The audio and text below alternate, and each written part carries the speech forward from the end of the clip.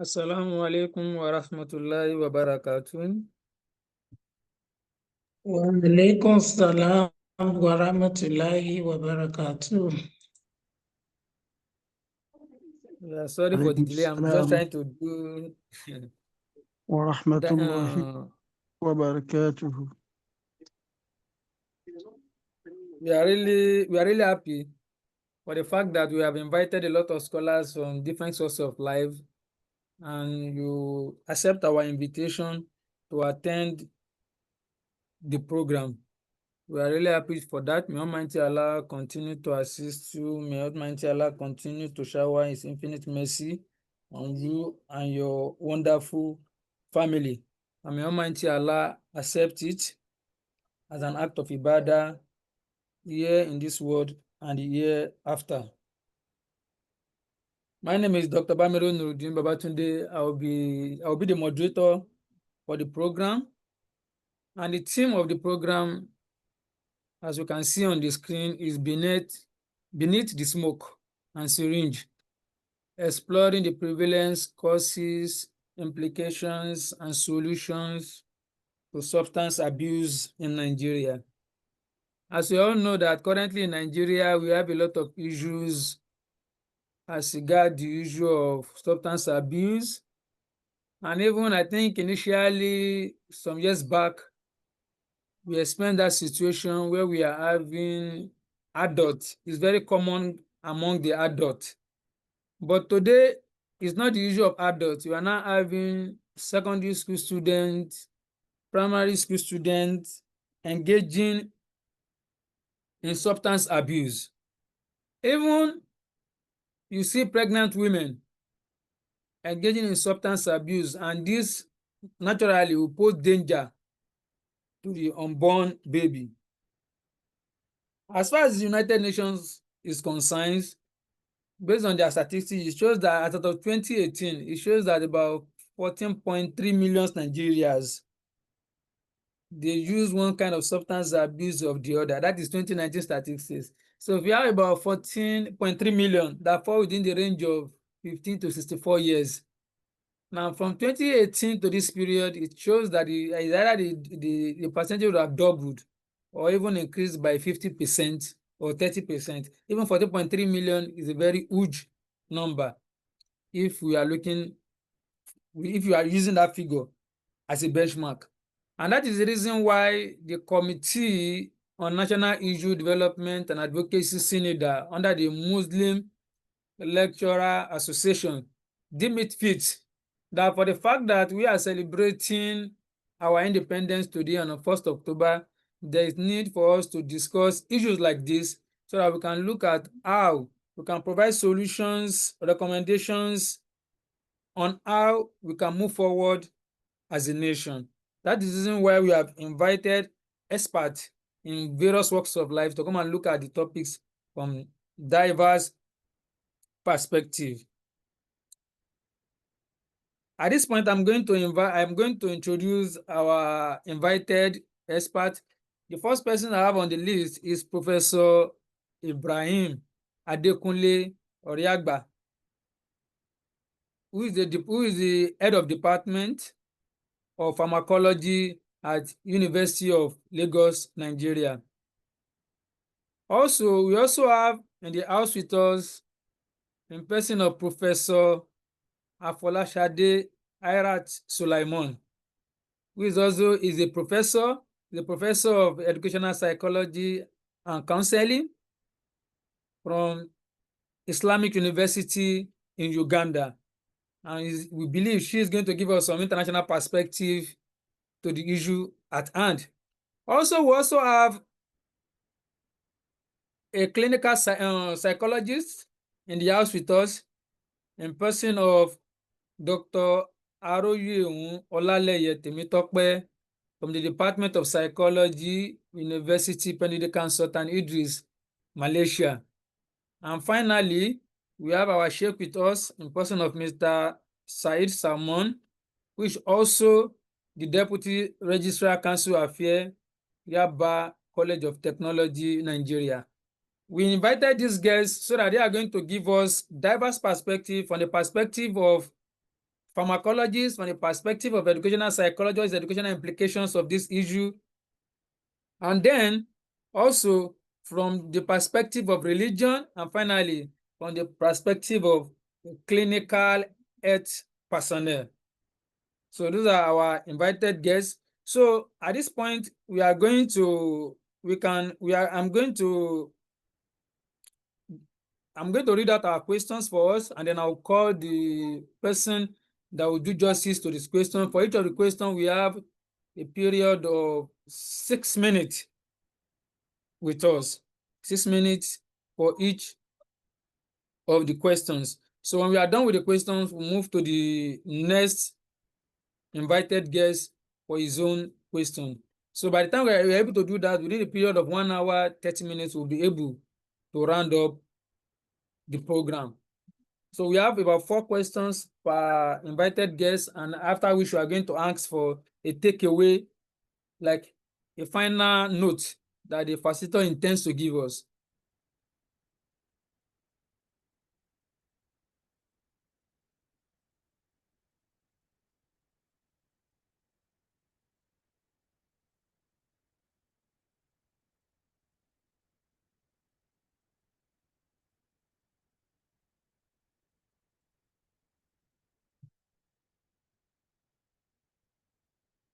Prof. Oriagba, Prof. Salam alaikum, are you in the house? Yes, I just joined, just like that. Alhamdulillah. I'm with you. Okay, thank you.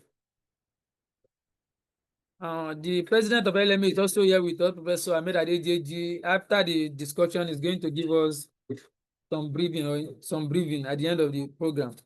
So, Prof, the first questions, you assist us to do justice to the first questions. And the question is, from a pharmacological perspective, how prevalence is substance abuse in Nigeria today? And which substance or age group are most concerning about this issue? Prof, you can unmute yourself. From a pharmacological perspective, how prevalence is substance abuse in Nigeria today, and which substance or age group are most concerning? You can unmute yourself. Okay. Thank you very much for inviting me to this very beautiful initiative. I really appreciate and I commend the organizers for bringing this topic up because it's a big problem in Nigeria, a big problem in Africa, it's a big problem globally. And for Nigeria, it's more serious when you look at the prevalence of substance abuse in Nigeria. The current prevalence is about 15 to 20% as we speak. And when you compare that with the global prevalence, we know that the global prevalence is 5 to 10%. So it's even more.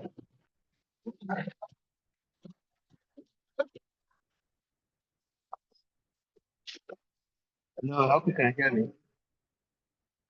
Hello, can you hear me?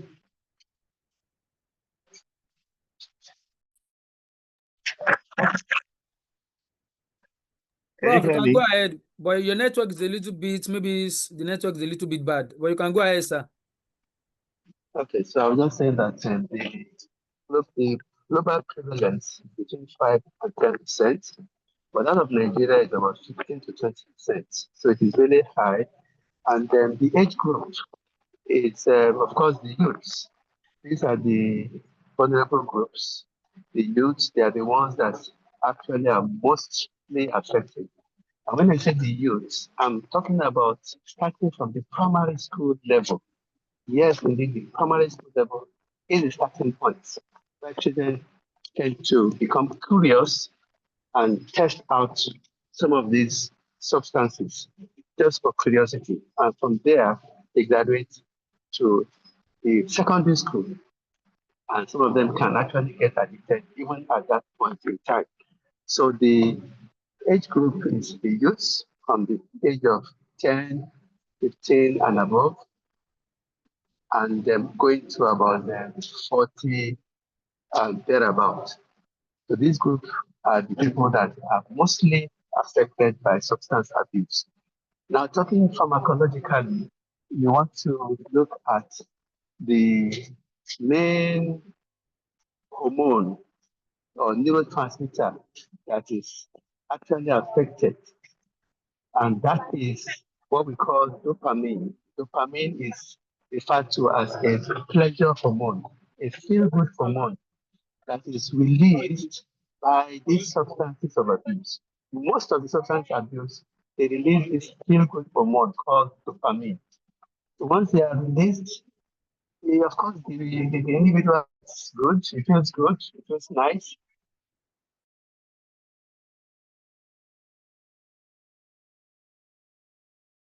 Hello, Prof.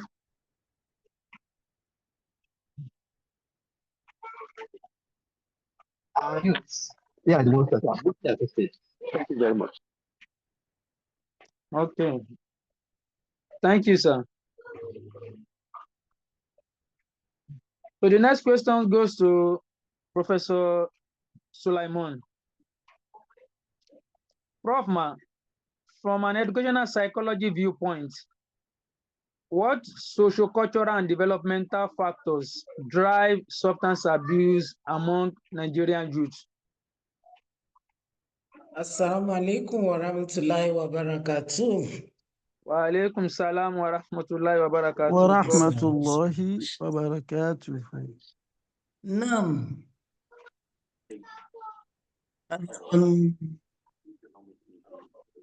The key factor is the environment. And we may nail it into the general environment of the child, which includes where the child is, basically where the home of the child is based. Once a child is in an unenabling environment, the child is prone to having a lot of challenges, which drug abuse is one of them.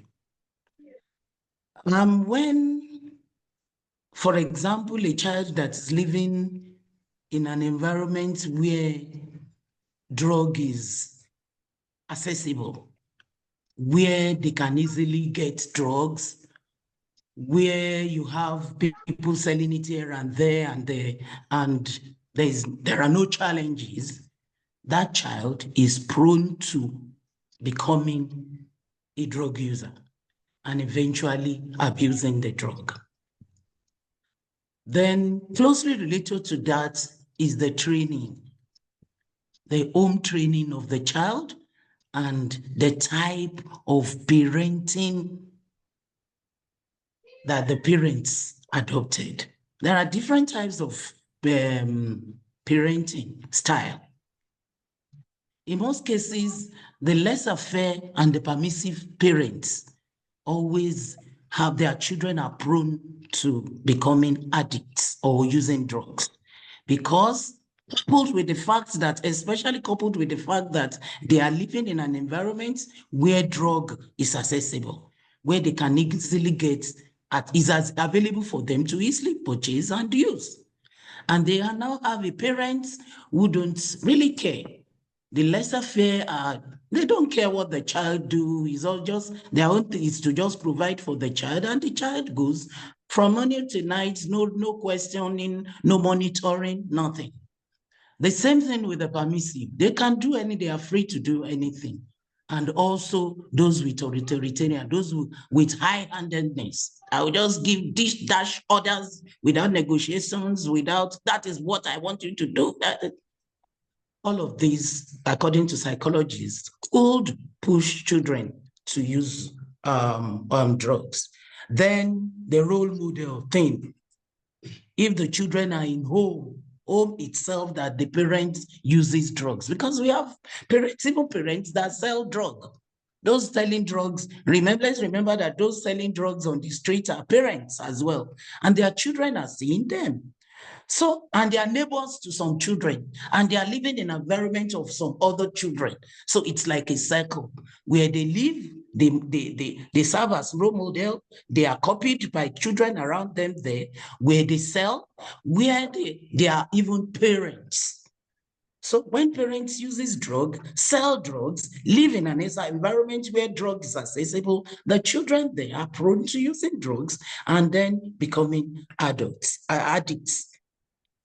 Coupled with that is the fact that the peer, which is the major, apart from the home, the next most influential and diverse of drug use is the peer pressure, the peer group. What type of friends do they keep? If they are friends that are using drugs, they are prone to use drugs, except they are and there is no, in most cases, no matter how assertive, how strong their self-control is, they will be. Because experience have even told us, even when they say they don't want to, there are ways these friends can be putting it in maybe the food, the drink, unknowingly to the user. And before you know it, they are already used to the drugs and they cannot withdraw. Once they try withdrawing, they are prone to withdrawal symptoms. So the kind of friends they also keep is also part of it. And aside that, there are also individual drivers that comes from the individual, which could be just there's a sense of belonging. They just want to belong even to the group. Just that the group could accept them, that yes, they are part of the group, they will be forced to. Then idleness. Idleness is one of the things that can be could be as a result of just like the saying, an idle hand is the devil's workshop. I hope my time is not off. Are you clear? Am I with you? Yes, you are clear, man. Okay. Round up, man. Okay. Thank you. So I was saying, then the urge to commit crime. People will use it when they have a desire or they have a mission to accomplish, either desirable or undesirable missions. They also people tend to use drugs when they have a mission that they cannot, especially those ones that they cannot ordinarily go face with. So they get high in order to be able to carry out the mission. Then in some also uses it in order to alleviate their pain. Those are, they are traumatized, they are dissolved, they have challenges. Like I told you, home background. There are some that it is the home that pushed them to it, especially when you have broken homes, reconstituted homes where stepmother, stepfather lives in, and you have these children that are being maltreated, and that sometimes they think when they use these, they get comfort, they are satisfied. It's a way of alleviating their pain, sort of, and some also use it. Their sexual and physical pleasure, especially the rapists.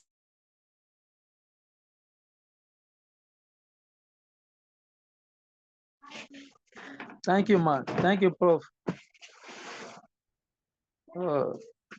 Thank you for the insights, Prof. So based on what that. Okay, yes, sir. Based on what my next question goes to Mr. Said Salmon, our sheikh in the house. Based on what Prof said, some people use the drug sometimes when they believe they have some maybe social issues that they need to calm themselves down.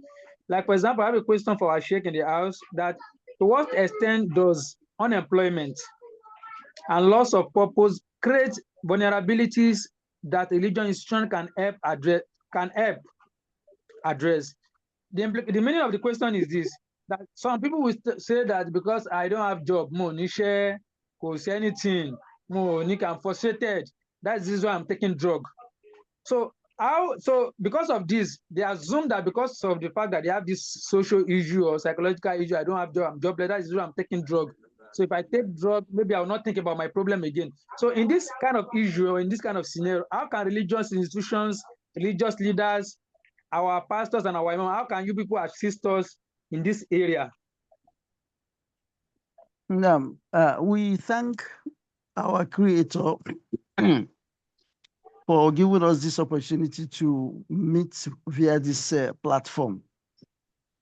I want to start by saying that since we are looking at this issue from religious aspects, and I as a Muslim, we were taught in Islam that whenever we are addressing any issue, it should be looked holistically. As we are trying to prefer spiritual angle to challenge, at the same time, we must ensure that we don't neglect the mundane part of it. That's why in Quran 16, verse 89, Allah says, we revealed Quran to you, Muhammad, sallallahu alaihi wasallam, to serve as explanation to everything. So that is a preamble. Now, coming to the question, when you talk about unemployment and when you talk about loss of purpose, automatically these two things, they are considered as major drivers of, taking substance. Anybody that is being faced with this unemployment and loss of purpose, and automatically there are other things that will set in. One, idleness. I have nothing to do. I will just be wandering in the society aimlessly, not to achieve anything. Then secondly, there's what we call despair, Elias. You lose hope that I'm finished in this world. What am I doing on earth service? If I cannot have something to take care of myself, I don't know the reason why I'm on earth service. So what am I doing? So despair sets in. Then those people with such challenge, they will be looking for a way to create what we call social isolation. Because when you meet someone, they will ask you, what are you doing for a living?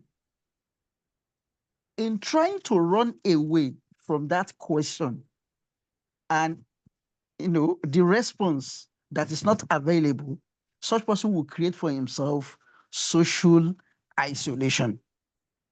But in Islam, where do we start? We start from restoring meaning for this life. Let the individual understand the purpose of his creation. Then also, why are we on earth service? Scriptural angle now.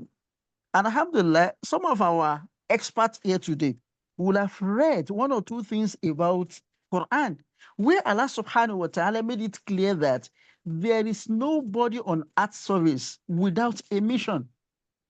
And this mission, some spiritual, some mundane. So that's the first point of duty for the religious leaders.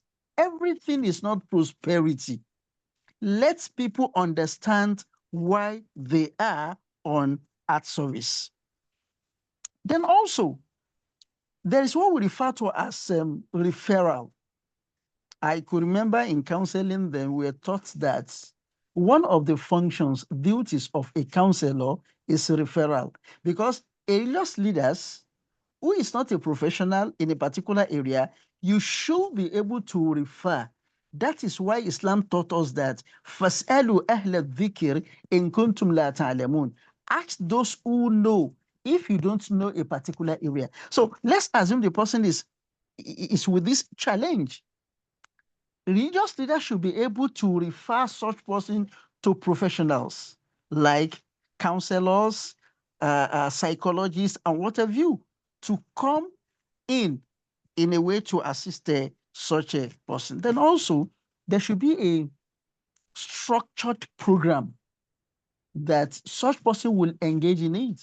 I could remember, and still intact in our MSS and other Islamic organizations, this weekly usra is one of those things that we can use to assist such person from engaging in a substance. So as religious leaders, we need to create a structured engagement programs, daily activities, weekly activities, then also this mentorship of a thing.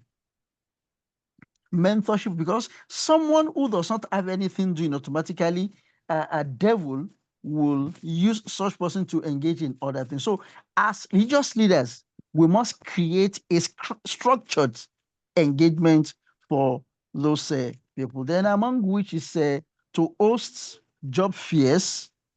So, thinking that I'm unemployed, some people don't have information, and the information can assist them in securing a job. So if religious setting, we can have such fears to present to people, okay, you read this, so these are the job opportunities, then this job, it has this hazards and what have you. Start from somewhere. So it's another thing the religious leaders can do. Then also, how do we write CVs? Because now I'm combining the two together. In religious setting, we don't restrict ourselves to spiritual aspect alone. Rather, we take care of the mundane aspect of it as well. Because someone they observe that you are talking to them about spiritual, they may run away. But when you combine the two together, using holistic approach to automatically, that will endear the program. That will endear the solution to them. Then also our clergy, our leaders need to be trained. We need to train them on, basic mental health, first aid, then how to refer to the professionals in those areas that can be of assistance in solving that problem. And lastly, we should be able to provide purposeful volunteer roles. Because all this we are talking about, it will take your time. So nobody is paying you. Rather, you are a volunteer. So we should instill this spirit in people. Everything is not money. So as an imam or a pastor or other leaders in society, we should have that, spirit to always volunteer in assisting those who are in a challenge. So these are some of those things I think if religious settings or religious leaders can put them into practice, it will assist a lot in addressing the challenge of unemployment and also loss of purpose being experienced by the youths, and which leads them to taking substance in order to take care of themselves or to protect themselves from shame and what have you. And at the end of the day, trying to engage in social isolation. With all this, I want to believe that the religious setting, the religious leaders as well should be able to handle such a challenge. Thank you. Thank you, sir, for this scholarly contribution. So my next question goes to Dr. Aroye Onlaleye Timitokpe. Dr. Ma, how does substance abuse intersect with mental health challenges such as depression, trauma, or anxiety in the Nigerian context? You can unmute yourself. Assalamu alaikum wa rahmatullahi wa barakatuh. Alhamdulillah rabbil alamin.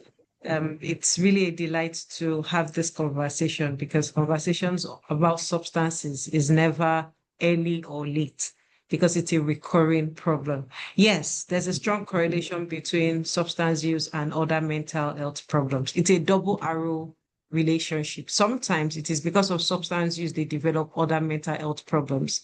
And sometimes other mental health problems are the reasons why they go into substance use. I'll give us an example. We see so many people on the streets of Lagos and Ibadan and other states, people that lose their mind. Most of them actually suffer what we call psychosis, meaning that they are not in touch with reality. Now, sometimes people genetically develop psychosis. Probably they have that loading from family or because of life stress and so on. While some other people actually develop psychosis because they started taking drugs. Now, we now have different types of drugs. We have drugs you can inhale, like glue. We have drugs like our popular laughing gas. It's also a type of drug. We have drugs that can be smoked. We have drugs that can be injected. And all of these drugs, they all just like it was said earlier, they all find their way into the brain to excite the dopamine, just to give pleasure. Now, these drugs also have variants. Some drugs are hallucinogenic, meaning that they create an illusion that it's not real.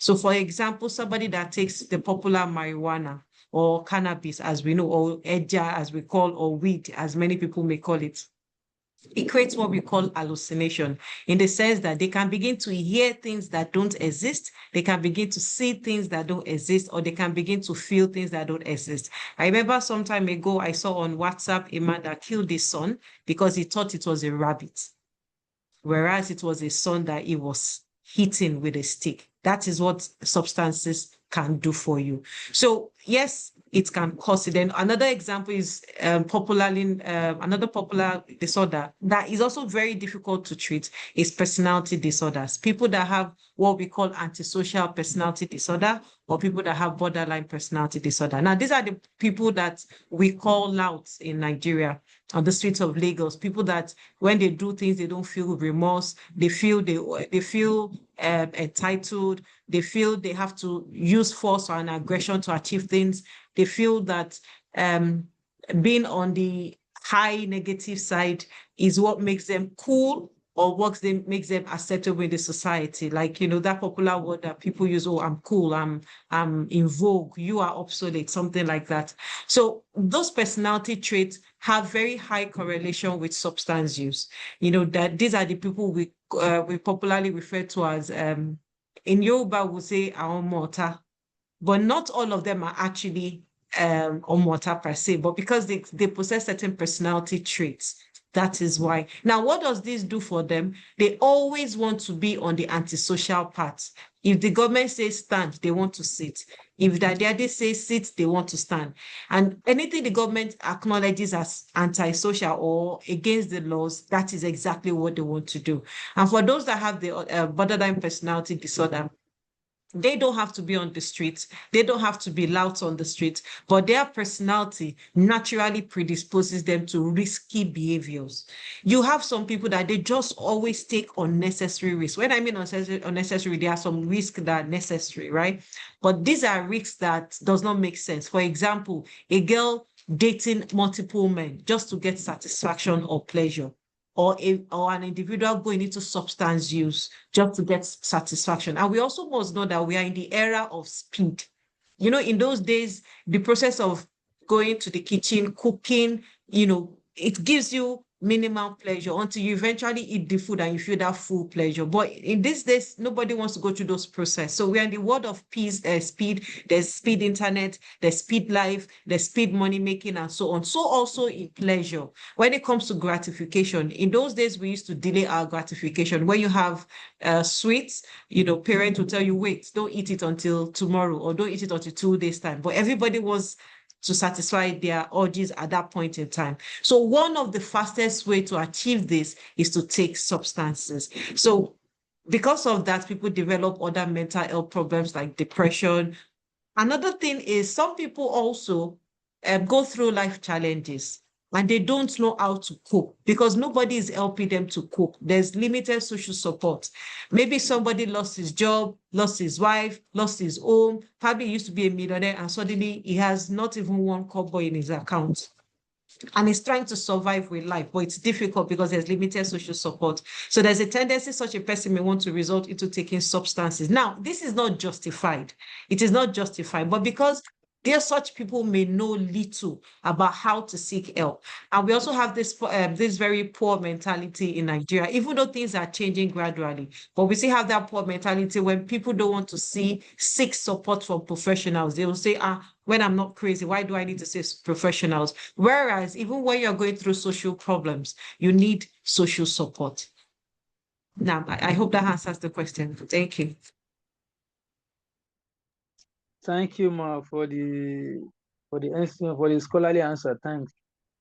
Then the next question goes to Professor Oriagba. Prof, sir, how well do Nigerians' current drug law align with medical realities of addiction and rehabilitations? Prof, you have the floor. You can unmute your mic. Thank you very much for the question. This is an interesting question because it has a lot to do with prevention, and it has a lot to do with the addiction and the substance use disorder that we find all over the place. The drug laws are there and they are meant to be enforced. But unfortunately, most of these laws are just there. They are not being enforced. Starting from the area of access to controlled substances, access to substances of abuse. A lot of substances of abuse gets to the wrong hands, either deliberately or inadvertently, but a lot of it gets to the wrong hands, despite the laws that are there, which stipulates that they should only be handled by the experts. But what do we find? Smuggling abounds. And despite the role of the agencies, the relevant agencies, this has not stopped the problem of smuggling. And it's legal and available, and they get to the hands of the experts. You find out that some of these healthcare providers themselves can actually become addicted. I remember a very pathetic case of a nurse who was visiting our community pharmacy at that time, and she had a prescription for her mother for pentazocine. Pentazocine is a narcotic drug which is very good for pain.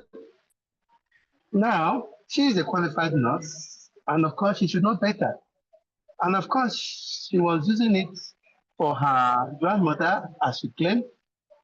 But we realized eventually that this nurse was actually abusing this substance. She was actually taking this substance because she was coming more frequently than expected. And we became suspicious until we made our investigations and found out that she was actually taking the substance. What am I saying? We have the laws, yet we find out that even those that should implement the law can also be culprits. And it's not only the healthcare providers, the agencies themselves, some of them are compromised one way or the other, and they allow this evil to be perpetrated. Apart from that, we have the lobbyists, that is, the manufacturers of some of these substances of abuse. For example, the tobacco industry. The tobacco industry, they market substances of abuse. They market tobacco.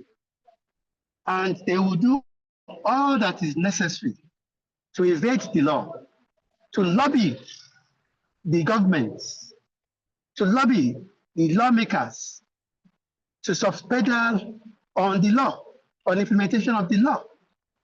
Can you imagine a substance of abuse, tobacco, being taken openly by youths? And the only thing you will find is that they will just tell you that this substance is liable to, or people that take this substance is liable to die young. But if you look at the negative impact of tobacco in our society, particularly among the youth, it's terrible. It is the starting point for addiction of greater substances of abuse. And yet, the lobbyists have ensured that the laws are compromised. The implementation of the laws are compromised. So the preventive aspect of it, whereby you try to limit access to the drug, is being compromised, is not effective. Then for people that are found, are caught taking these drugs of substance of abuse, they are not given the strictest of punishments. You can just hear 5,000 naira. These laws are obsolete for some of these substances of abuse. So we need to revise the law. We need to review the law with the intention of saving our youths, saving the lives of our youths. On a daily basis, these youths are being entangled by these substances. And it's because we don't have strict laws. And the laws that we even have are not being enforced in the different ways. The preventive, the ones that affect those that are caught taking the drugs. So we need to do a lot to ensure that these laws are properly updated and then enforced so that we can save the lives of our youth. Thank you very much. Thank you, Prof, for the answer. In fact, recently I noticed there is one they used to say in Yoruba language that I just heard of it recently. Because sometimes you see some of these youngsters around the age of 18, 15, they will buy bottled water, they will buy a full Ragolis water, they will mix it up with cough syrup. They will now add some other substance to it. It's like maybe they're going to buy some substance from those people that sell all this pelebe or dry gin. They mix it up, and by the time somebody take it, you start to misbehave. They will now say, "Oh, kolo." If the person started to fall down, and even though sometimes recently now, when there's an organized event, a party, you see people, they will even display it. You just see ever water on the table, and they start to do the mixing, and nobody's checkmating them.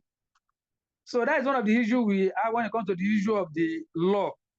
Now, in line with that, I want to go to Professor Sulaiman, that how do peer dynamics and school environment, popular culture reinforce or discourage drug experimentation? Because like the example I cited now, it's just like they are experimenting all kinds of drug abuse uses among the youth, even within the secondary school. Some of them, when they're coming from home, there's even one, there's a mixture now. I think that one, they combine it with Gary. I don't know. So they do a lot of experimentations among their peers in school, in party and the likes. So Prof, how do peer dynamics, school environment and popular culture reinforce or discourage drug experimentation among students? Prof, you have the floor. Prof. Sulaiman. Thank you very much, Dr. Bamiru. You have said it. They do it in the open, and nobody says anything. And that is it. That is the cultural thing that we are lacking. The Ubuntu thing, the interconnected responsibility. The Yoruba saying of Igba enikan lo nbimo, Igba eru lo nbato. That cultural identity, we've lost it, the interconnected self. We have chosen to go and imbibe the independent self. Usually, when adults are around where they are doing those things, they will caution them. That was our culture. They will ask them, what is this? What are you mixing? What is it for? If it is parents that knows what is for, immediately you collect it from them, pour it away, get other people around, and they will discipline them even without their parents' presence. That was our value. That was our culture. That was what we knew. But unfortunately, it has eroded us. You dare to do that, you will meet yourself in the police station. You could be arrested, and many things, unimaginable things, could be done for the person. Because we are, at least this is an Islamic environment. And then we should be able to say, oh, within among the Muslim community, when there are Muslims, it doesn't happen. But unfortunately, can we say that would not happen? We cannot. We cannot, because even in the people would come and display anything and nobody will say anything. Nobody says anything, nobody checkmates them. And that is what we have to go back to the basis. Is the challenges for each and every one of us. We are all in it together, and we must all take up our guards. And because when we close our eyes and we say, sometimes there are things we always say, kokowa, but it's in our society. It will definitely, what goes round comes round. It will definitely come out, because our kids and every one of us, we are in that society. And like my brother Sheikh have said, we have to, and it comes back to the table of the Sheikh and each one of us on the mimbar. They have to continuously, it doesn't have to be only the sunnah, the hadiths, but the values, the cultural practices that we still have to uphold and ensure that they are imbibed. That is what we know education, traditional education to be, is a transmission of knowledge from generation to generation. But we are not transmitting this knowledge again. We have failed, all of us, in transmitting it, because it doesn't have to be my household alone. We are concerned, even I know that Islamically you don't take care, you are obligated to 10 houses to the right, to the left, and that was the hadith. So that is one big challenge that we have. We need to go back to the basics. We need to go back to that major culture of not ignoring. And then they are talking about the laws. It's still the same. Who are the lawmakers? Who are the law breakers? It is still all of us, parents, individuals. We are the ones, a police is among us. It's still that Khairat, that Nuruddin. The NDLA and all of that, they are all. And one big thing that is a point of correction. I am a counseling psychologist. And so one thing the school will always resolve to is, let's dismiss them. And my own point is, when we dismiss them, where do we send them back to the society? So rather than dismiss, the school should try to rehabilitate them. And I am more of a preventive counselor. We prevent more than cure. Let us stop the problem from happening ab initio. In the first place, let's stop this problem from happening. It's not just the responsibility of parents, but every one of us, because we are all in it together, and we have to stand up to say no to this. And by doing it is for all of us to have one voice. All of us having one voice, saying no, condemning it, following up together, and ensuring that our kids are not using it. We don't close our eyes to it and pretend that we don't, it's not. Yes, they may not be your kids, but how be all your grandkids? They could be friends of your kids. They can meet somewhere else that you never knew. So is not excluded is our community, is our concern, is our collective responsibility. We all need to take up our guard and then go back to the basis. We don't need to close our eyes to it. We must imbibe that culture of saying no to whatever we see that is wrong and pushing towards correcting it. I think for now, that's what I'll say. Oh, thank you, Prof, for the strong submission. When you mentioned the issue of the Ubuntu philosophy is usually the African philosophy of togetherness on the issue, generally the concept of togetherness. And then if we call our mind back, we are going to realize that even in Nigeria, we have this principle of collective parenting, where you know that even there are some old men in the house, those retired old men, they will be reading newspaper. And they will now put the eyeglass in a kind of way that as they are reading the newspaper, they are using one eye to read the eyeglass, another they are using one eye to read the newspaper, another eye to watch children around. If you misbehave, some of them they are retired officers, some of them they are teacher, a lot of, so they are around you. So even though if your parents, if they are not around, you are in the safe hand. The environment will take care of you because of that spirit of togetherness. But today there is a shift, a cultural shift in the way we behave.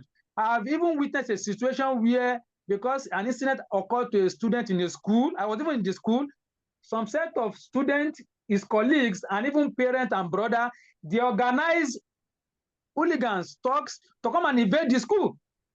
It was a very serious issue. We have to shut down the school for that day for about almost a week to beat up the teachers, to beat up all the teachers, both the principal and the non-teaching staff within the school. This shows that then the question is how what the issue of collective parenting that we have in our Yoruba culture, in our Igbo culture, in our Hausa culture, where is it? The issue of the Ubuntu, the togetherness. So it calls for reflection for each and every one of us. The next question goes to our Sheikh Said Salman on how can religious teaching and value counteract the beautification or glamorization of drug use often seen in the media. Now, if you look at the media today, we are going to realize that even though if it goes on YouTube, you see the way people they beautify use of some of these substances in various ways, and some of these youths, secondary school students, primary school students, they now have access to internet. So for you people in the religious arena, we are not shaped, we are not religious leaders. How can you assist us to counteract the effect of the media on drug use within our society? You have the floor, sir. Okay, thank you very much, my brother. One, I want to start by saying that it is not possible to appreciate religious teachings if everything is restricted into the mosque. So, which means the religious leaders, our existence should be felt in the media.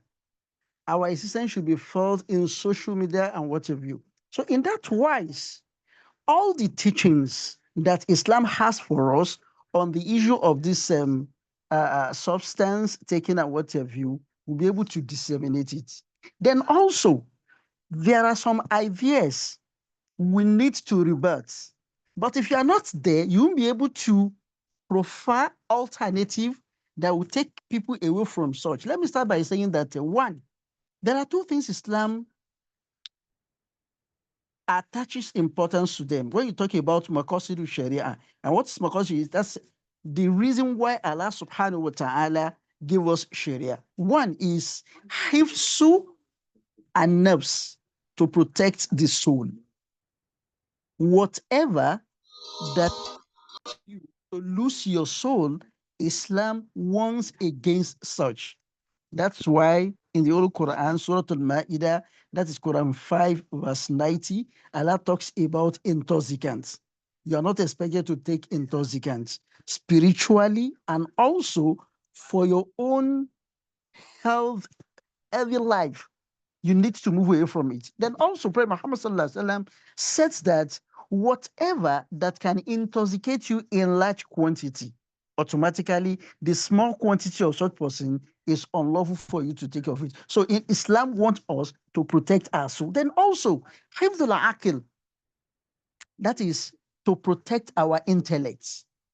And if you look at this substance we are talking about, it starts by turning the intellect to another thing entirely. You'll be living in fantasy worlds. What is not real will appear to you to be real. So Islam wants us to protect our intellect. So this is the first thing we need to let people understand. When you're talking about Islamic Sharia, it is not only about amputating, decapitating, and what have you that Sharia entails. Then we move to alternatives. Alternatives. If you look at those people glamorizing these drugs and what have you, they made films, short reels, and what have you. As religious leaders, we should be able to make such to let people understand the fact that if you engage in this is the repercussion negatively now. So if some people are glamorizing drug, look at the person who engages in such acts and look at the repercussion. So we should be there to counter those ways by which these, should I say, the destroyer of humanities, they are introducing drugs to people. Then also, we should be able to create a positive lifestyle campaign. That's why I said our teachings should not be restricted to the mosque alone. Our presence should be felt in all platforms, social media platforms, then also in the media. So in creating this positive lifestyle campaigns, we have something like talent shows. It is not restricted to some people. So as Muslims, we can learn from it because our religion taught us that whatever that is good, we are advised to learn to borrow really from such forces. So you have that talent show. Then also people engage in sports. Then during the festivals, you let people understand the fact that there are other better things you can engage in them without taking the substance. Then also, religious leaders, we must acknowledge the fact that people are undergoing many things. The struggles, we must appreciate it. We must acknowledge it rather than presenting them as if it's over. We shouldn't use that approach. We must appreciate the fact that we know people are undergoing this, but there are solutions to things. This is how religious leaders should present this issue. Then also, we should monitor the trends in the media, social media, and what have you. We should monitor the trends by which these people, glamorize, beautify drugs. And we should be there to rebut all these approaches with concrete evidence. So that's another area the religious leaders are expected to use the teachings of the religion to address the issue of beautifying drugs. Because if you are not there, you won't be able to tell the people that this is what religion has in terms of you living that drug. Because people usually appreciate what they see. So if the religious leaders are there also to present to them that this is an angle of religion to this issue, automatically people will appreciate better that, okay, there are alternatives to what we listen to every day. So this should not be the way to go. Rather, there are other ways we can go in order to live a healthy life. So I want to believe if these religious teachings can be disseminated appropriately and correctly, automatically it will lessen and it will, to a large extent, ameliorate this challenge of substance taking in our society. But by and large, the religious leaders need to understand that this can never be achieved if we restrict ourselves to the four walls of the mosque. We should engage the community. We should engage the society in order for them to appreciate more the content of religion, especially Islam as a religion. Thank you very much. Thank you, sir, for the answer. And in fact, it's very because based on your response, it shows that religious leaders need to move out from the mosques, either from the church. You need to collaborate with other agencies, people from the medical arena, so that we can have an holistic solution to the problem at hand. Thank you, sir. So the next question goes to before I call Dr. Aroye for the next questions. This program is being live streamed on our YouTube channel, and we have about 1,000 plus subscribers on the YouTube. We are live streaming the program, and also the communique of this discussion. It is our tradition at Muslim Lecturers Association that the communique of this discussion we are having today will be published in national dailies and other social media outlets for people that are not around to be able to consume it. And also, we also give it to we also use as an opportunity or medium to pass it to the policymakers so that they can look at how they can adjust some of their policies so that we can all live in sustainable happiness. Now, my question goes to Dr. Aroyeun. Dr. Ma, are Nigerian rehabilitation centers adequately staffed with psychologists and mental health professionals to provide holistic treatment? Ma, before you answer the question, Prof. Oreagba, when I'm going to ask for your contribution on this question as regard the medical aspect, we also have medical facility and expert when Dr. Aroyeun is done with his own response. Dr. Aroyeun, you have the floor, ma. Okay, thank you very much for that question. There's no country in the world that has adequate staff. There's no way, even in the US, they don't have adequate staff because of the way the world is rolling right now. It's internet based. Everything is technology. We have industry 5.0, upcoming 6.0, and so on. So, like I said earlier, if you want, it's a world of fast pace. So because it's a world of fast pace, so many psychological problems are emerging. Things that were not problems before now are problems. Things people could resolve through their resilience and self-control becomes impossible to achieve. And like I said earlier, some people go into substance use as a coping mechanism. So there's no part of the world that has adequate staff but some countries do way better than Nigeria. Some countries are doing way better than we are. For example, in the case of staff, like we're talking of, we naturally have this hierarchy problem in Nigeria where the medical doctor naturally assumes that is the boss of everybody. But in the real sense, in international world, everybody is the boss of themselves in their own field, meaning everybody plays an important role. As a medical doctor, you play an important role. As a nurse, you play an important role. Dietitian, you play an important role. Also, facilities.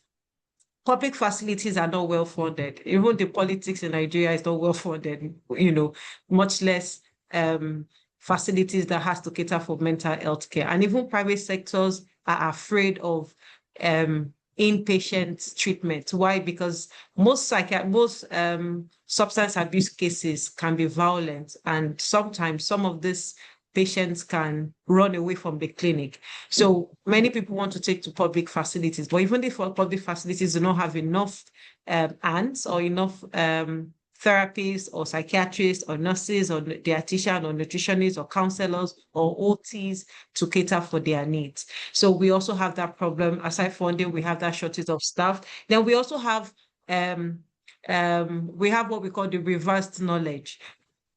Staffs are not being trained on updates means or update ways of addressing this issue.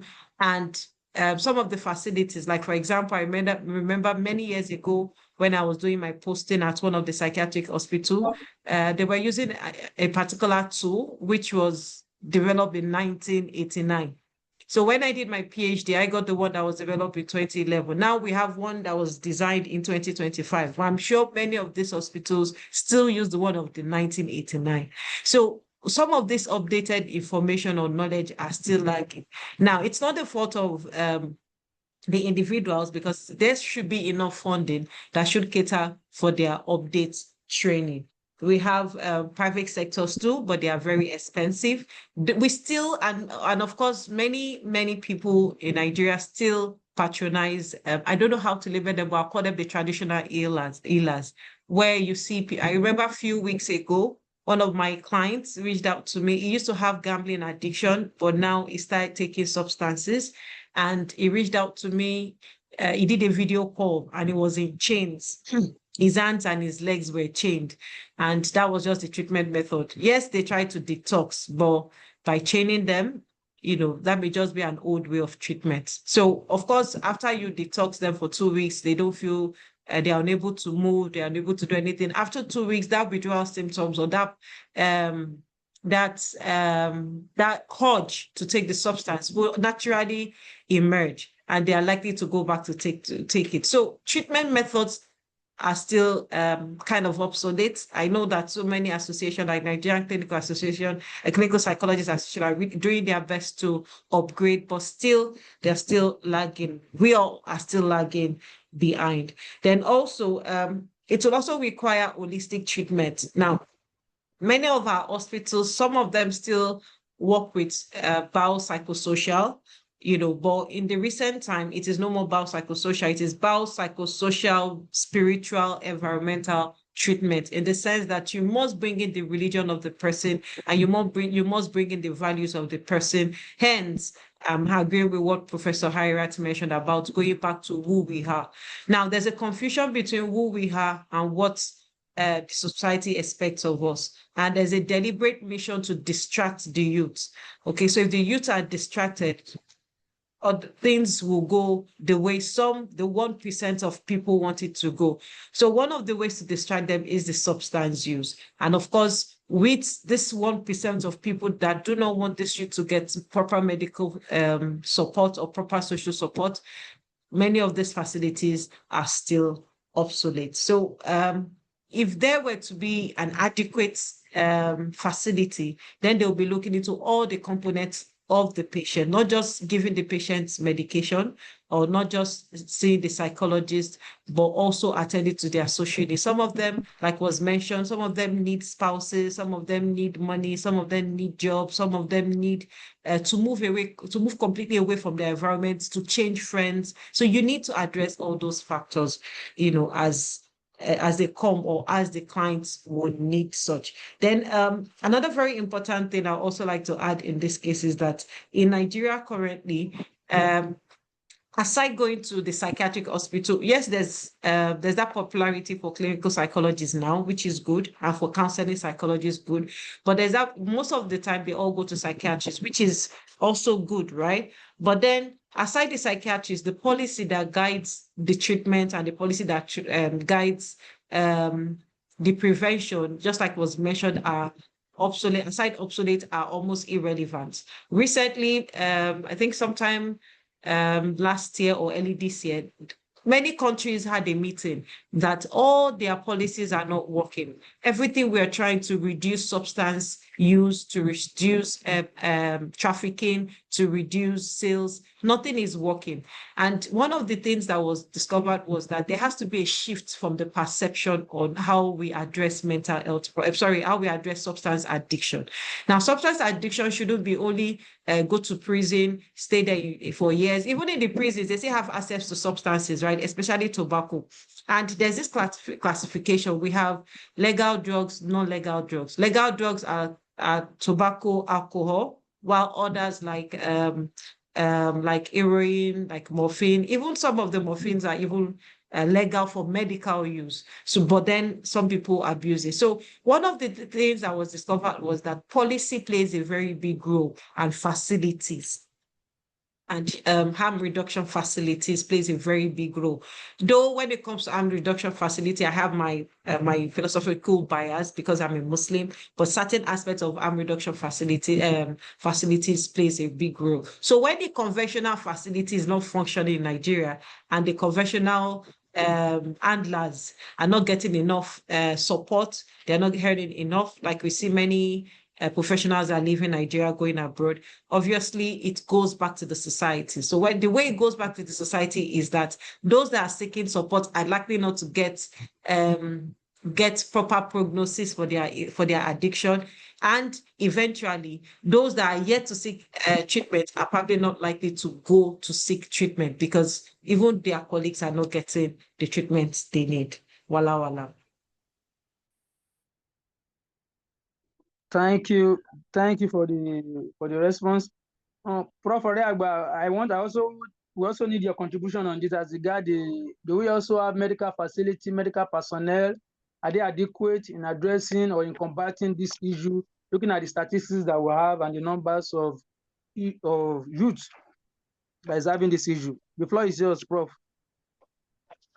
Yes, thank you very much. And I thank my sister for that wonderful contribution. The medical personnel, the medical facilities are grossly inadequate.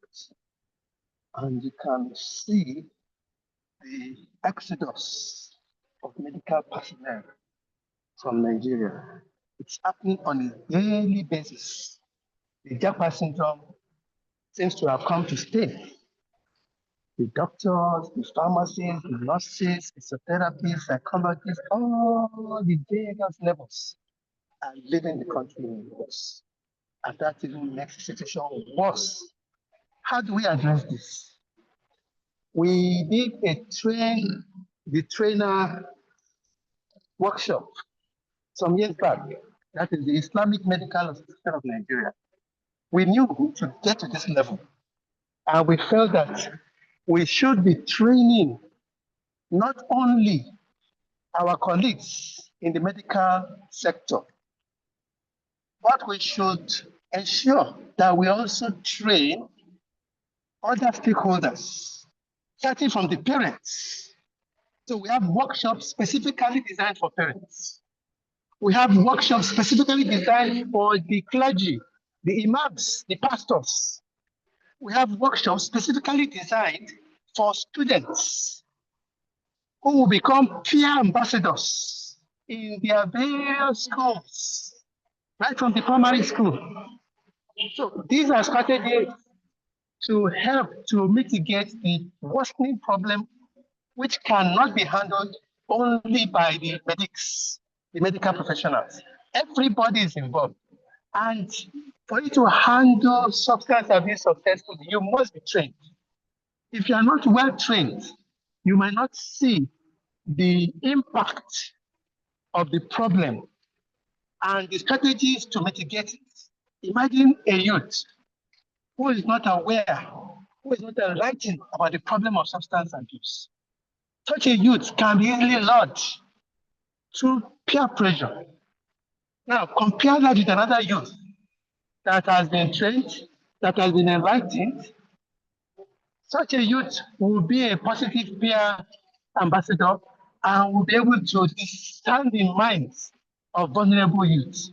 That is just one. Look at the parents, for example. Many parents don't even know what to do in their children. They believe their children are okay. My children go to the mosque, my children prays, my children is this. You don't even bother to do some search.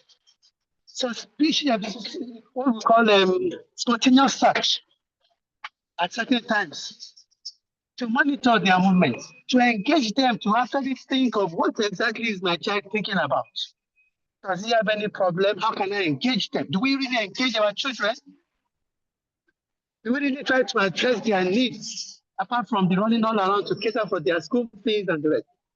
These are some of the strategies that we use to ensure parents are also well enlightened, because it starts from the family.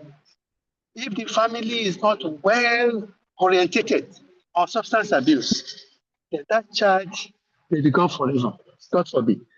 So the way in which we try to mitigate this problem is multifaceted. We can see that the medics are leaving, then we must look at other strategies. And one key effective strategy is that education strategy, capacity building for all stakeholders. And with that, we can monitor and ensure that as many people as possible are given that right education, and they can also educate others near them. Imagine an individual who is well knowledgeable and well trained in a family. That individual can actually train the family, and you have saved potential lives in that family. So that is the strategy that women is adopting. And we've had workshops with over 1,000 trainers. And we are continuing in that because as we are trying to make that impact, the lobbyists are also fighting. They are not sleeping. So it's a serious war that is going on. And inshallah, we will succeed. Thank you, Prof, for the scholarly response. Now, the next question goes to Prof. Sulaiman. Prof. Sulaiman, what role should family play in shaping attitude and resilience towards drug use? Because I could remember that I think when we were very young, there is this Yoruba stories they would read to us. For example, kini ma fo le ṣe láyé tí mo wá kàkà kí n jalè má kúkú dẹrú. So during that period when we are very young, that attitudinal teaching. Sometimes we have that mind, I should not steal anything. But now we have the opposite. We now have a situation where the parents will even fight the government or will even protest that they should allow their kids to become Yahoo Yahoo. Even recently, it was when I traveled, that was the first time I have access to, I could see people taking electronic cigarettes. But maybe 3 weeks ago, there's a supermarket at the front of where I live. When I went to purchase something, and then at the point of exiting the supermarket, I realized that some youth, they were taking that electronic cigarette. So, Prof. Ma, how can family assist in shaping the attitude of our youth so that they can become the leaders of tomorrow? Thank you very much, Dr. Bamiro. Like, as a rider to what I have said, the family, although is the smallest unit of the social organization, and that is why where the child is built, the foundation of whatever a child is taken into the community is built. But unfortunately, like you said, you have seen, that thing that you are saying electronic is not just new, it's been there. They call it shisha, shisha. You see the way they share it. And what is coming out is that it's even more dangerous than the one that, because it goes in. And what they have done is they've given it different flavors. And they think it's smoked by women, and even married women. Even, it's becoming unbecoming. But the truth is that it's not the job of the family alone. Like I have said before, it is enough for you to train your child, but when he or she goes out, what do they need?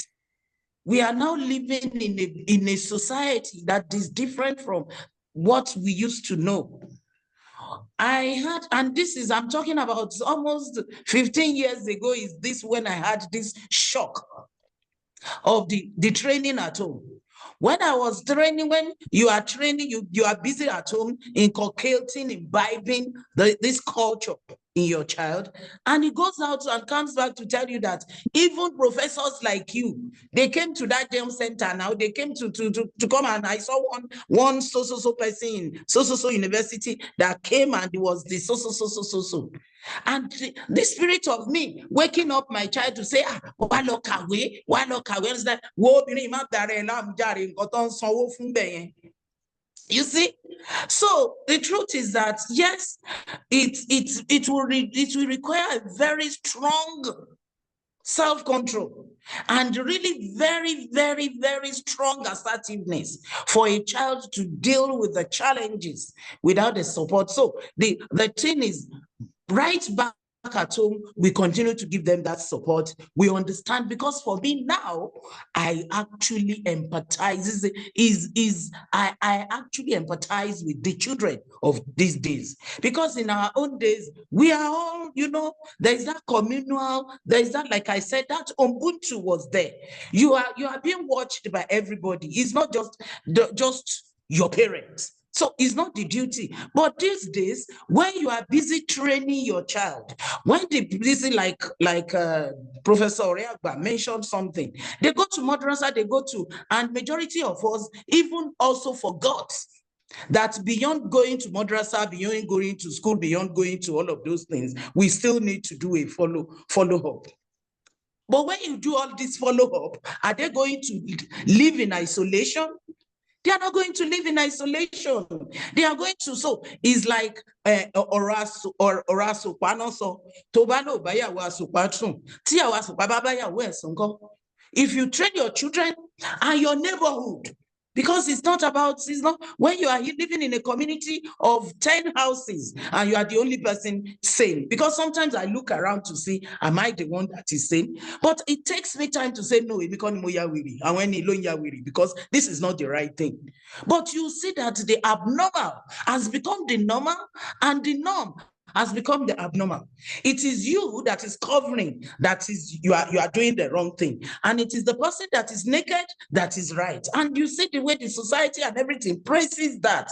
And then it takes, it challenges. I have a patient before me right now. The question is there really God? Why is God allowing all of this to happen? Do they say, and you see, the cognitive, the orientation of that child is distorted. It's becoming distorted because the hikmah she has is that you pray, you stretch your hands, and why is God allowing all these things to happen? Why are even, especially when they now meet the so-called Muslims there, especially the so-called ulamas, the sheikh, the high above people that you expect them to meet, good characters with them. It's really a challenging thing. And families can still go back, ensure you put your support, your principles, the culture, the Yoruba, roti omoeniti wonshe.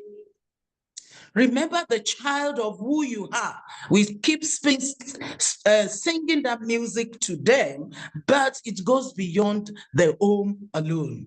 It's from the home to the school to the community, like the training that they said is not just. And I want to believe that the imams, the sheikhs, has made, because for the Christians and even some major also Muslims, it is whatever their sheikh have said.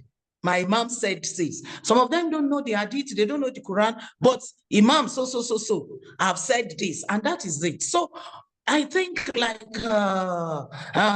Sheikh Ustaz Salman has said, it's a challenge for them because the member also has to be used for that.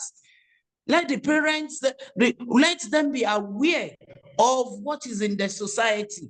And we should also follow them. Majority of the people we keep, I want to seize this opportunity to also say it, that we keep saying, don't be on the internet, don't be on the TikTok, don't be, and that is where all the actions are.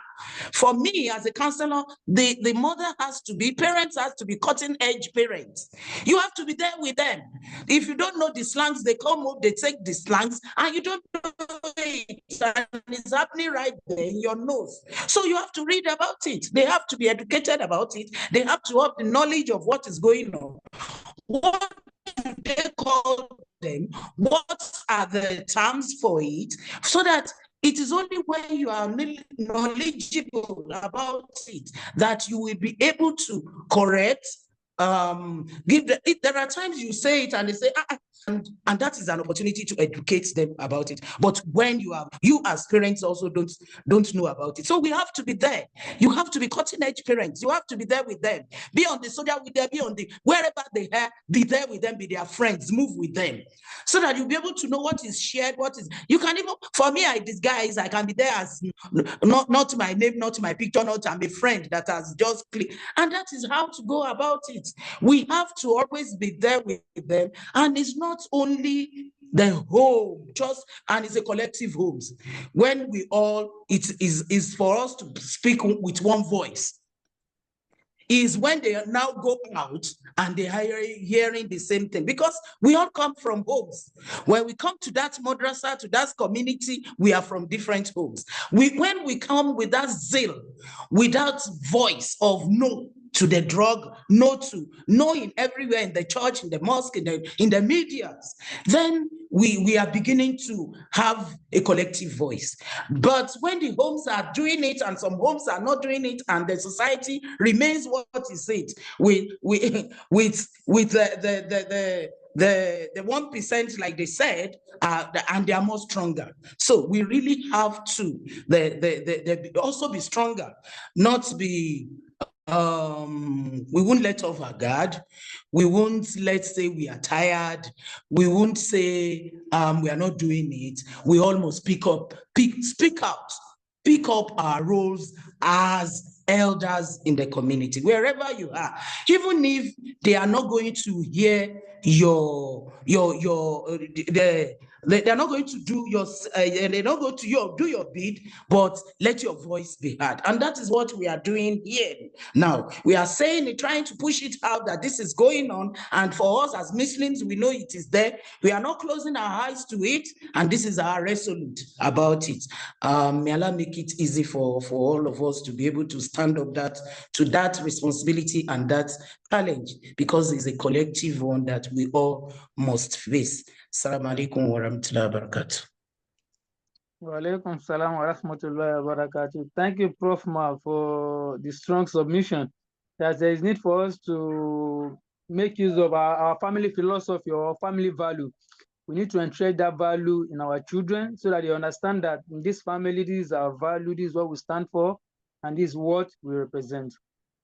The next question goes to Sheikh Said Salman, and the question is, what specific role should faith-based institutions play in rehabilitation, counseling, and value reorientation for substance users? What specific roles should faith-based institutions play in rehabilitation, counseling, and value reorientation for substance users? Sheikh, you have the floor, sir. Thank you, my brother.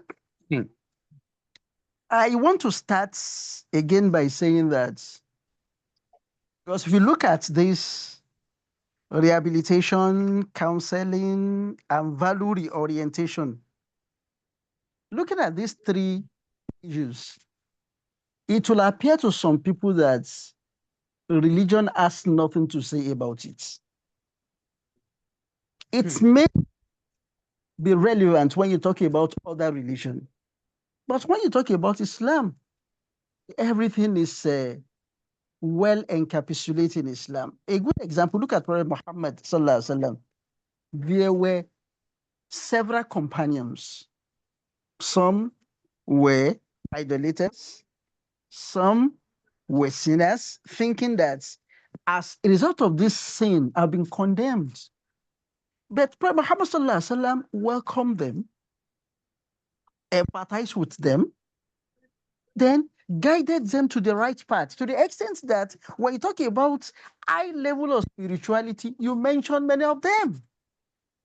So I have four things I want to give advice that if religious or faith-based institution can put them into practice, it will really assist to rehabilitate. Because when you talk about rehabilitation is that to take those people back to their normal self. Someone who have been taking substance is addicted. We want to assist him. Then we want to counsel him, not to condemn him, and not to judge in any way. Then we want to give orientation to know that there are better things we can do as human beings. Our duty on earth surface is to make positive impact, not negative impact. So the first one is that we should try to establish a faith-led support groups. You know, those ones that are doing fine and they have been guided properly. So if you establish those support groups, that is peer recovery groups, model on evidence-based approaches. It is not on conjecture. You know, people usually believe the religious leader. And whatever you want to do, it should be evidence-based. When Professor Sulaiman was talking, she made mention of one thing that, people believe that whatever my religious leader says, that is the final. And at times, some of these religious leaders, they are saying some things that are not evidence-based issues. We must consider this. So that's why I said the first one is to establish a faith-led support groups, peer recovery groups, model on evidence-based approaches. What does the Quran say about it? What does the Sunnah of Muhammad Sallallahu say about it? Our predecessors, our early scholars, what do they have to say about that reason? That's number one. Then number two, we need to train ourselves. Even the imams, we need training. That is one of those things I do tell my friends who happen to be a Christian. A pastor will refer to himself as a counselor, whereas he has never been a student of guidance and counseling, and yet you refer to yourself as a counselor. No, there's a difference between being an imam or being a pastor and a counselor. A counselor is a professional. So that's why the second thing we can do to achieve this rehabilitation, counseling, and reorientation is to train our imams, the chaplains, in addiction basics and confidentiality.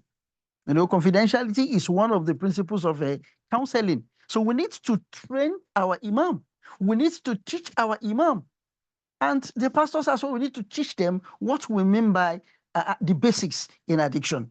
They are not professional. Rather, they need to have one or two things about what they want to do so that they will not goof when they are doing that very thing.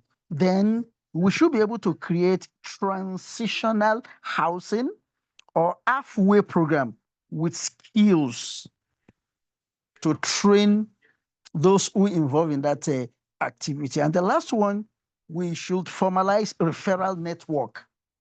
You know, you are an imam, you are a religious leader, you should know your limits. So that referral network should be there with licensed clinics, psychiatrists, and social services. So immediately you call them or they receive your letter, they understand that, oh, this is Imam Lagbaja, and this Imam, we know him that he has been doing fine in this area. So those are the things I think if we can establish this, we'll be able to use faith-based institution to achieve that rehabilitation, to rehabilitate the someone who has addicted to substance, then also we're able to counsel them, and at the end of the day, we'll be able to give them orientation to live a better life on earth service. Thank you very much. Oh, thank you, Sheikh. Thank you, Sheikh, for the response. The response is the top-notch response. Thank you, sir.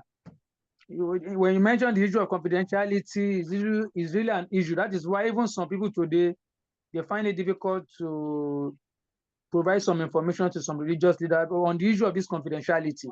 Because some people find you may see yourself as a religious person, but when you are not trained on the basics of that issue of confidentiality, you may not understand that patients like that or people suffering from the issue of substance abuse, information about them need to be secrecy to a certain extent.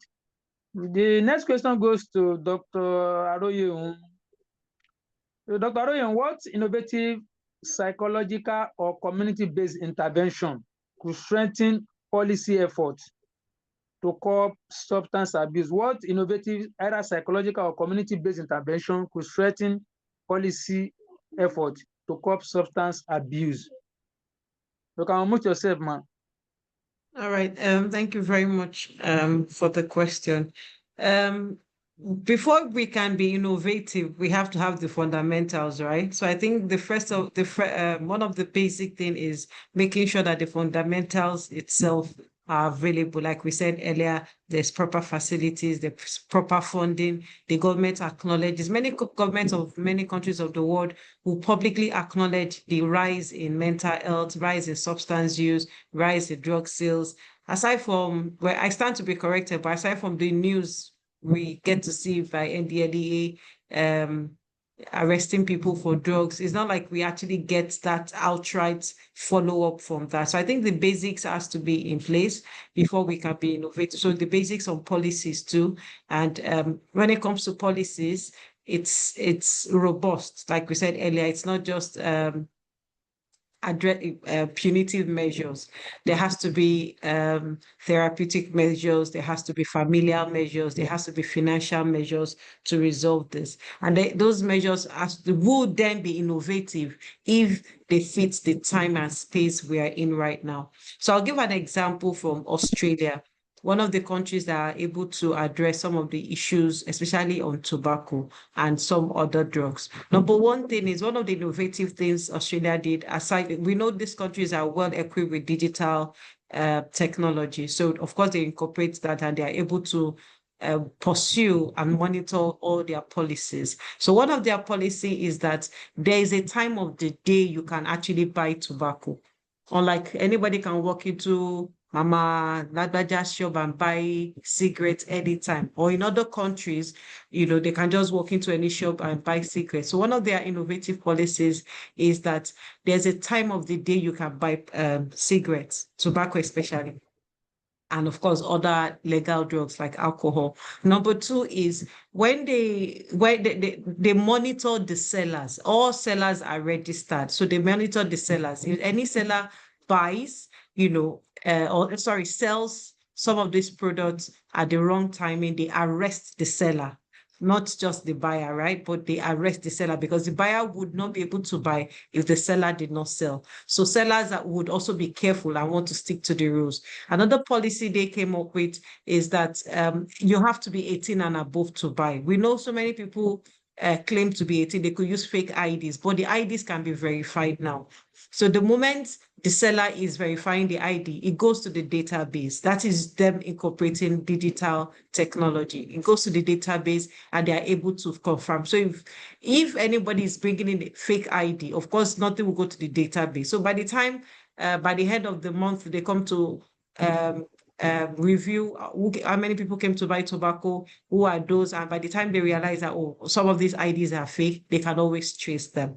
Okay, so, and also other measures are rehabilitative measures, just like some other countries, for example, Malaysia, when they arrest people for trafficking, especially drug use. For trafficking, Malaysia is one of the countries that still upholds capital punishment, even though the last time they did it was in 2017. But then when it comes to arresting people that take drugs, they don't just put them in prison. They have to go through a compulsory 2 years rehabilitation program for substance use, meaning that if you are arrested for taking opioids, you must go while you're in prison. You're also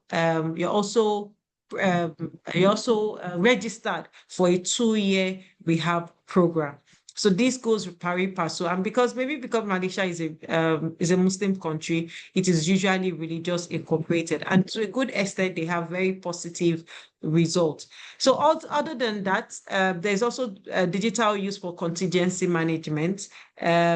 We now know that the age range has dropped. It used to be 40s, 70s, 50s, and 60s, but now we have 10, 11, 12. So our policies and our innovative mind, which brings in researchers, which brings in religious leaders, which brings in parents, which brings in the education sector, and so on, would come together to define mis outside the original things we do.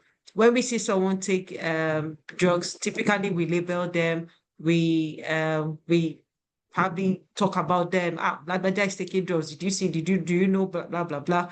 But now, one of the innovative means is making sure that those individuals are actually addressed based on their age range, based on their cognitive capability, based on their environment and their financial standards. So we also have social norms and campaign.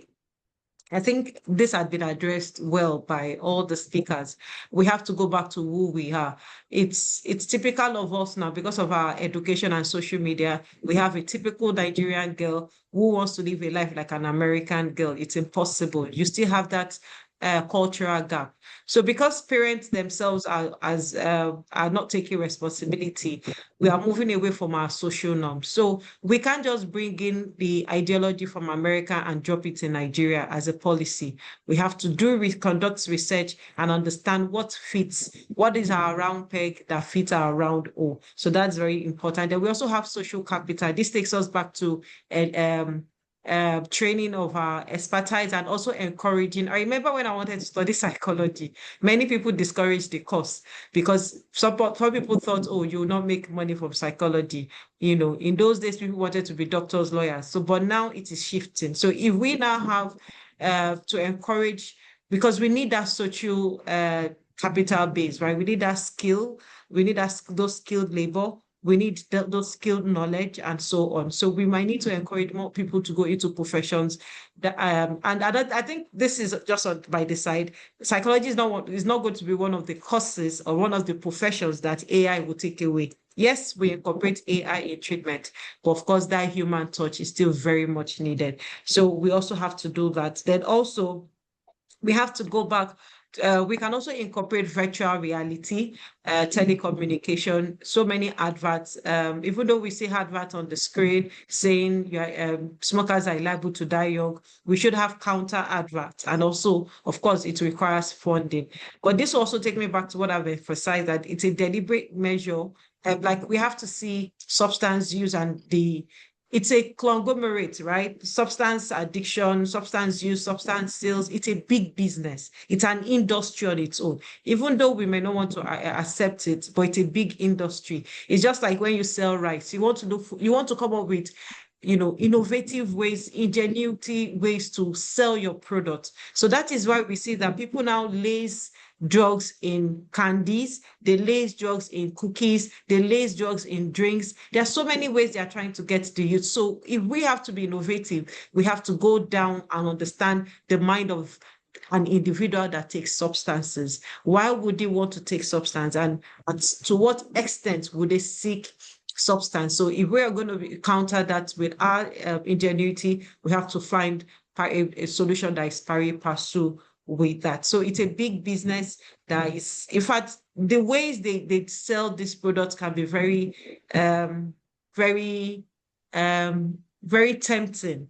Even for children, they are saying, oh, your mommy just spanked you on the cheek. Don't mind your mommy. Don't worry. I have something that I can give you that can make the pain go away. And truly, they'll give the child something and the pain will go away. Why? Because it is laced with opiates. So there are quite a number of things we can also do as individuals. We can, as parents can stop being control. Yes, parents have to be controlling, but parents can stop being ashamed or seeing their child, for those that already have children with addiction anyway, seeing their child as omoburuku, a child that can never do well, or a child that can never. It's difficult to treat substance addiction. It's very difficult because of the craving, because of the withdrawal symptoms, because of the high level of euphoria they experience. But at the same time, when parents shift from being punitive and shifting from accepting what the situation is and looking for more effective ways to address the situation, then I think with us coming with all these ingenious ideas would definitely change the way substance abuse is addressed in Nigeria. Wala wala. Thank you, Doctor.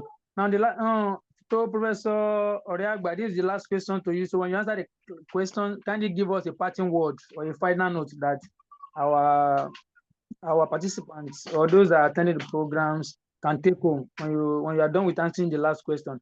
Based on the global pharmacological practices, what lesson can Nigerian adopt to strengthen its fight against substance abuse? Thank you, Prof. Thank you very much for the question.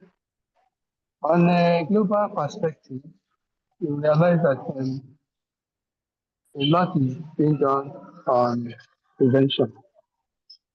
Why? Because it is a low-hanging fruit that can reach multiple societies, multiple countries.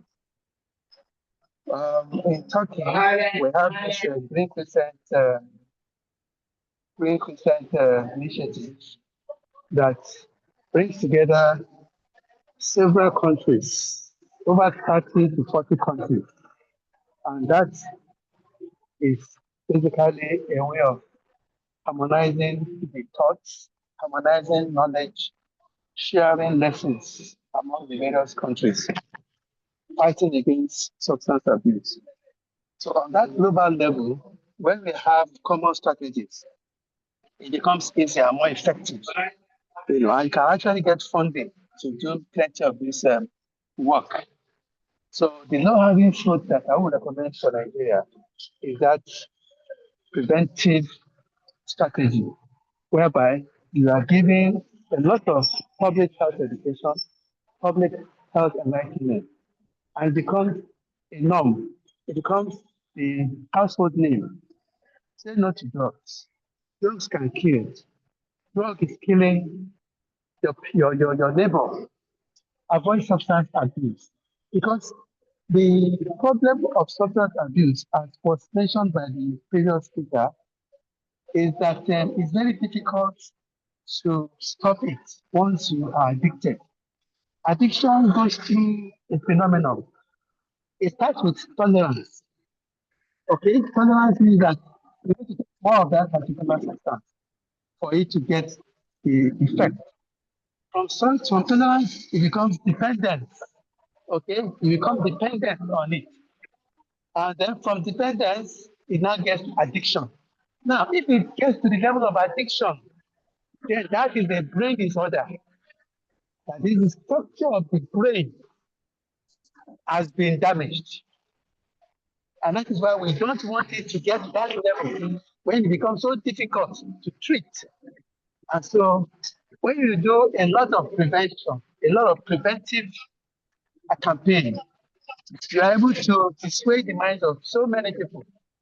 And even those that are already tend towards the addictive mode, when they are able to grasp the impact and the significance, then they can reverse their fate. But if it gets to addiction, it's always a problem.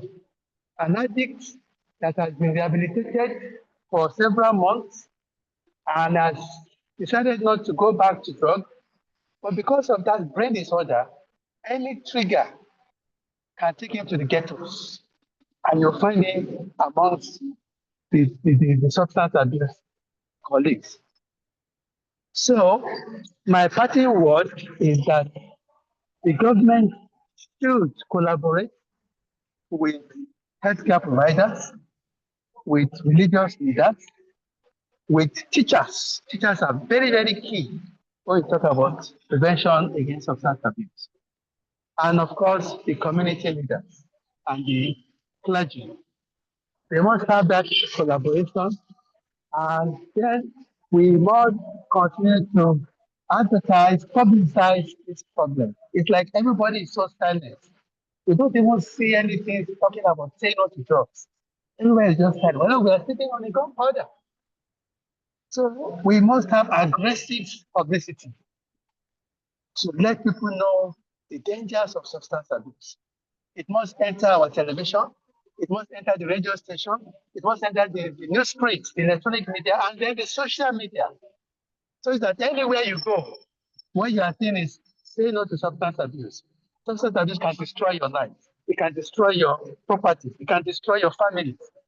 When people get to see that, then the youth, when he sees a lot of this, then it will effectively counter the mirages that he sees with the celebrities who are into substance abuse, who are smoking. It will counter it. You will come back to the senses that, so it's not really cool to take drugs. It's not cool to smoke. So we need to counter many of these negative publicity by we bringing up our own adverts, our own publicity. And the government cannot do it alone. Everybody must come together and fight substance abuse. And this slogan that the Green Christians usually mentions when we finish a workshop, and we have also adopted it at the Islamic Medical Association of Nigeria, is that together we are stronger against substance abuse.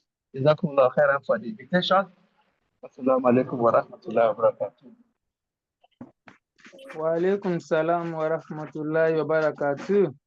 Thank you for the submission, Prof. It's highly appreciated. Prof. Sulaiman, this is the last question for you. I'm going to read out the last questions, and also you should give us your parting word after answering the question. Now, Prof, looking at the issue of substance abuse, if you look at it today, we also had it on the high side among the university students.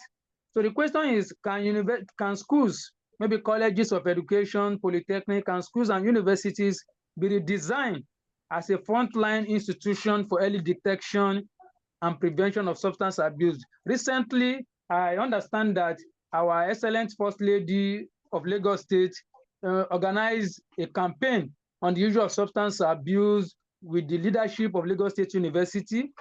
So we, in order to reduce the impact that is having on our society. So something like that. So how can we redesign, or how can school transform themselves so that they can become frontline agency as far as detections and prevention of substance abuse in Nigeria. Prof, you have the floor. So when you're done with answering the questions, you give us your parting word. Thank you, ma'am. Thank you very much. Coming back to me once again. Actually, like I've said before, I key into the preventive more than the cure. But definitely the cure is there. And you are talking about now designing. No, the universities, the schools in Nigeria, especially in Lagos State, already have an organogram. They already have this as part of the curriculum. That is why in every schools in Lagos State, they have professional counselors attached to the schools. That is what the counseling school program is meant to be, is part of it. There are two organizations in Nigeria and in Lagos State that these counselors work with. And every year, yearly, they champion the cause on fighting drug abuse. There's the Youth Jamboree.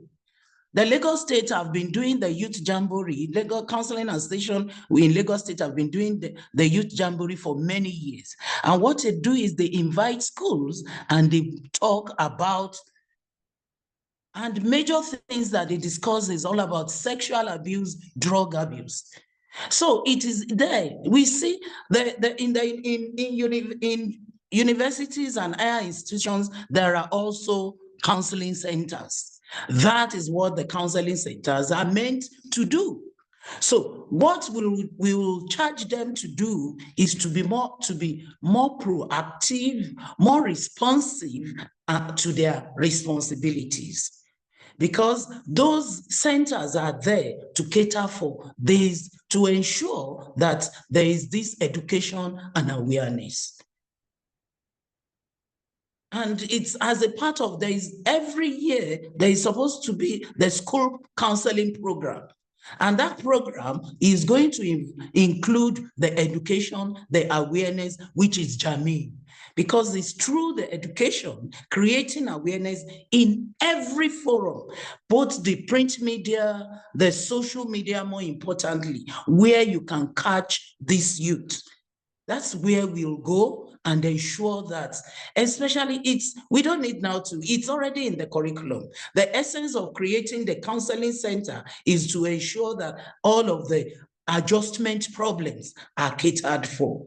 And since whatever we already know that this is a challenge in the community, it becomes the major factor within the counseling program, and it's championed continuously. So it is there. It is just, we use this medium to call upon these centers to stand up to their responsibility, be more proactive, be more responsive, because it is we now need to create, apart from creating awareness, they create the support, the environment, because the school, this is where it is through the counseling center also that will call the attention of the universities, the schools, to the need to create an enabling environment, a drug-free environment. We all know that as those of us who are teachers, schools, part of the requirement for situation of a school, unfortunately, this is what the government as a whole and all other organizations will have to, policymakers will have to look into. Schools in those states are not created close to the garage, close to where you know that. And once we have schools around that environment, it now becomes the priority of the school to make sure that they clean their environment. When you are creating, when there is educational awareness without enabling environment, it rendered the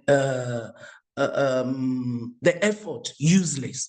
Because when you tell them and you still have these people that are luring them to buy from them, if you are doing, for those who are already doing intervention, you know, sometimes you have to go to the root. Who is the supplier, and to cut the supplier before you can get, and this is where the peer support also comes in. The peer groups are also going to be used. They are going to be used in the process of educating and creating awareness. They are going to be used in the mentorship program thing. They are going to be used in ensuring that they do the monitoring for those who are already going for treatment. They are for the intervention, because they are the ones that could follow them one to one. And we also, beyond ensuring that the school, whatever the school effort the school is doing, the parents has to be involved.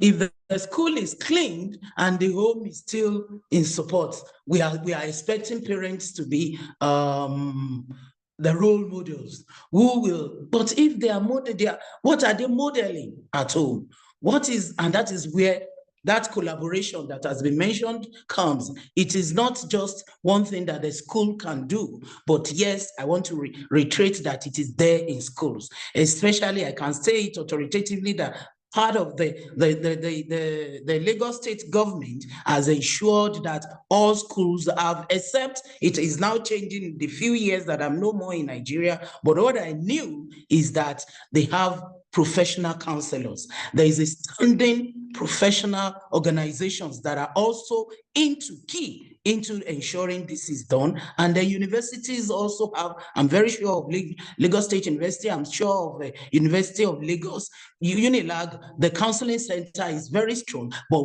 are they standing up to their responsibility? And I'm also thinking, also there is the GNS courses that they are doing. It's also some of the things that are taught for the 3 years in those courses also are part of this. What we only need is ensuring that there is an enabling environment. The policies, the money, the follow-up, the NDLA are really keen about what they are doing. You go and report that this person is selling drug, and then they go back to tell them that this is the person who has told us. So that is why I have said it's not just about the school, it's each and every one of us.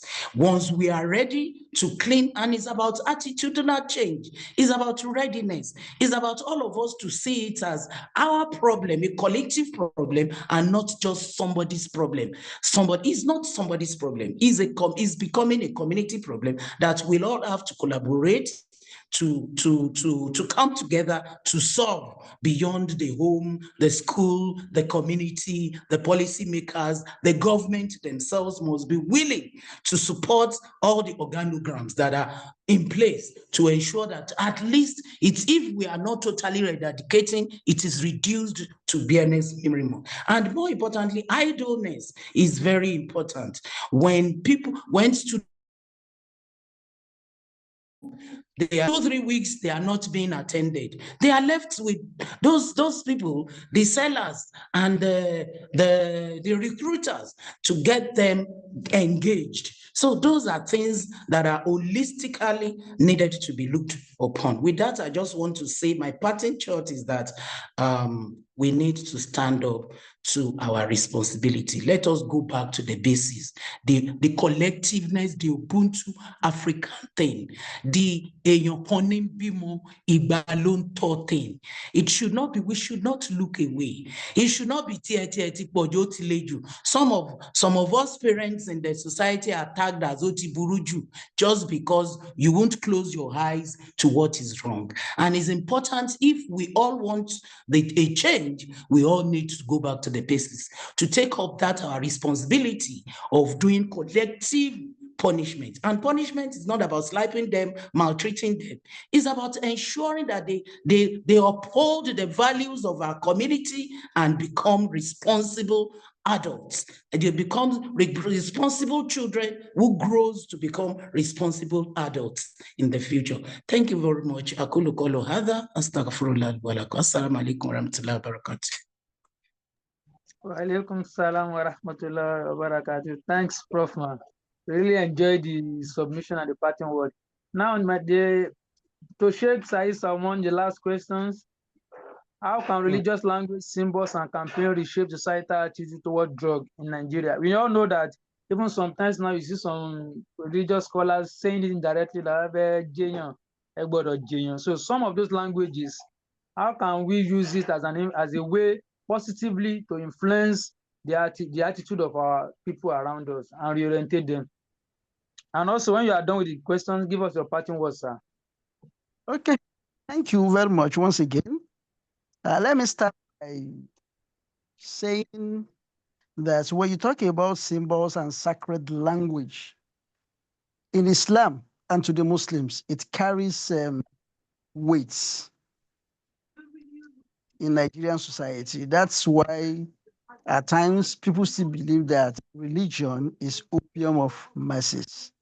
If you look at the way some people take their imams, take their pastors, you will still be thinking that in a way, religion is opium of masses. So that's by the way, when you're talking about religious language, what are we talking about?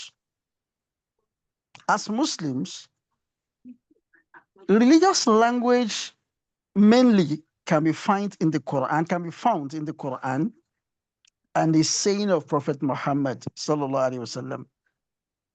For example, for the benefit of this, for the purpose of this discussion, we have verses like "La taqtulu anfusakum, inna Allah kana bikum rahima."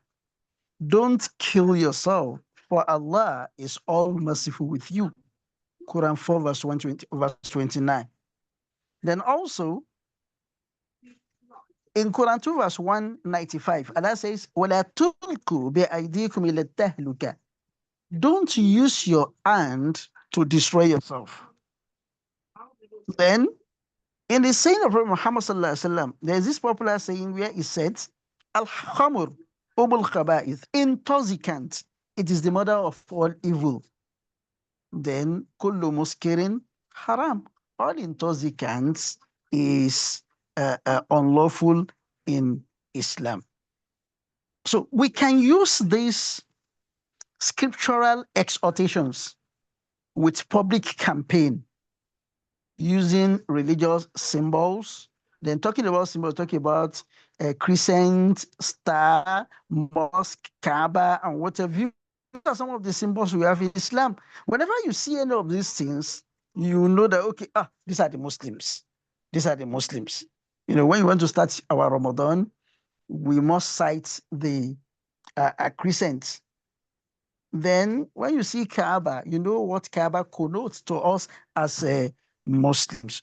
All things could be used in billboards, radios, dramas. Then mosque announcements also could be used to promote not ostracism.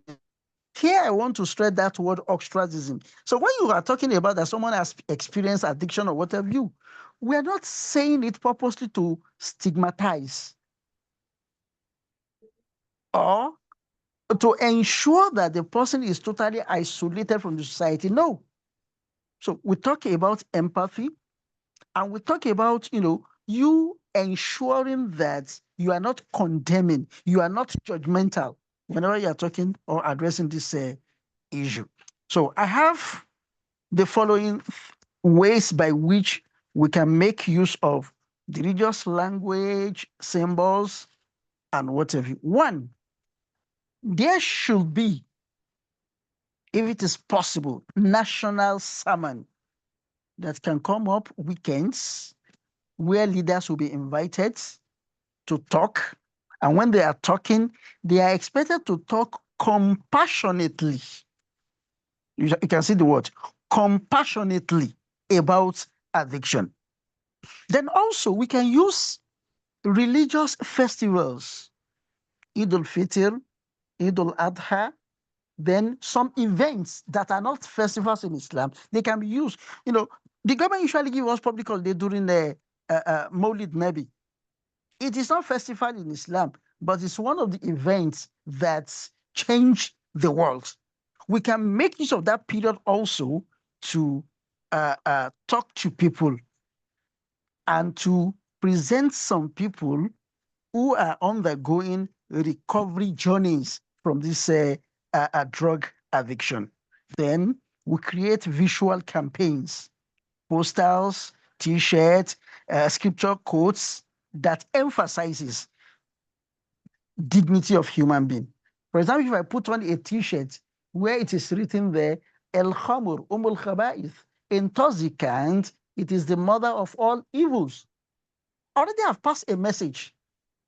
Then even on television, we have something like that, just like we have on tobacco, that is the smokers are liable to die young, written in a very small wordings. But this will be written in a conspicuous way that El Khamur, intoxicant, it is the mother of all evils. It's another way we can use religious languages and symbols to achieve this. Then also our khutbah can be a thematic one. Okay? By the grace of Allah subhanahu wa ta'ala, the lecture we are about to start today will be run for 1 month. And the theme of the lecture is El Khamur Umul Khaba'ith. Intoxicant, it is the mother of all evil. So week 1, we'll discuss it. Week 2, we'll discuss week 3, so we get to week 4. So that's another area. Then also, we need to train religious broadcasters. You know, when you talk about journalism, mass communication, it's a professional area on its own. So if you train them, that will save us from stigmatization. Because not everybody that come on television or radio that talks, they are saying what is expected of them. So if you train religious broadcasters, that will prevent us from stigmatization language, and also it will promote help seeking. And the last one is to mobilize congregations for welcome back initiatives that offer jobs, housing mentorship to recovered persons. So these are some of the ways I think we can make use of the symbols and sacred language in Islam. And on a final note, I have 4 things. 1, to the government. Our governments must enforce stronger policies and close the doors of easy access to drugs. Because to me, our government at times, they are hypocrites in the way they handle the issue of drugs. And that's why the question of, using someone that is very popular with drug taking as an ambassador. What are you telling other people? You are telling them that if you engage in it profusely, you may eventually become an ambassador. We should pick someone that has never committed such, that has never engaged in such, to be the ambassador. And you make use of his shining life for others, not someone who is still taking it. So what are we encouraging? We are not encouraging anything except negative things. That's number 1. Then number 2, religious leaders, the imams, the ahimma, the pastors, the teachers, we should consistently preaching against drugs. And while doing that, we should not condemn, we should not stigmatize, and we should not in any way be judgmental. And there also, we should always understand what we call empathy. Then the families. If you look at the families today, some families have abandoned their roles. The fathers are not doing what is expected of them. The mothers are not doing what's expected of them. Automatically, if these 2 people are not doing what is expected of them, what do you expect from the children? They will engage in negative things. And lastly, the communities must provide support and alternatives. This is where the popular saying of Yoruba comes in, that ojú kan ló máa ń bímọ, igba ojú ló máa ń wò. Ìwọ bàbá ẹ̀ màmá ẹ̀ ló bí ẹ lóòótọ́, but other elders, they are there to correct you. They are there to guide you. So this is my parting shots on this program of us, on my presentation. And I want to appreciate the organizers of the program. And I pray Allah subhanahu wa ta'ala to continue to be their guide in all their endeavors. Assalamu alaikum wa rahmatullahi wa Warahmatullahi wabarakatuh. Oh, as you are giving us those recommendations, I was just thinking if we have a PhD student here, somebody that just commenced a PhD in counseling, psychology, and the likes, but they are going to see a lot of gaps to, to write their thesis. Thanks you for the wonderful submission. The last questions for the panel goes to Dr. Aroye. Dr. Aroye, so when you answer the question, you give us your parting word. How can collaborations among community, civil society, and government improve long-term psychological recovery and reintegration for substance users? So that how can the collaboration lead to a long-term impact? So you have the floor, Dr. Aroye. Thank you so much for that. The long-time collaboration, of course, will definitely start from two or more organizations or individuals coming together. So we could start with, for example, the community and the government can collaborate on how to address the issue. Now, this takes us back to why and how and causes of substance intake. Why do people take drugs? The biological reasons people take drugs, which is probably they have family members that used to take drugs. The social reasons, many of the social reasons have been addressed. The psychological reasons, probably they're going through one form of mental health problems or the other, or they're going through loss of loved one, loss of job, or it could just be low self-esteem or feeling of insecurity or inadequacy, or the feeling that they just want to feel among. And of course, we have the social media that is painting the world in a different light.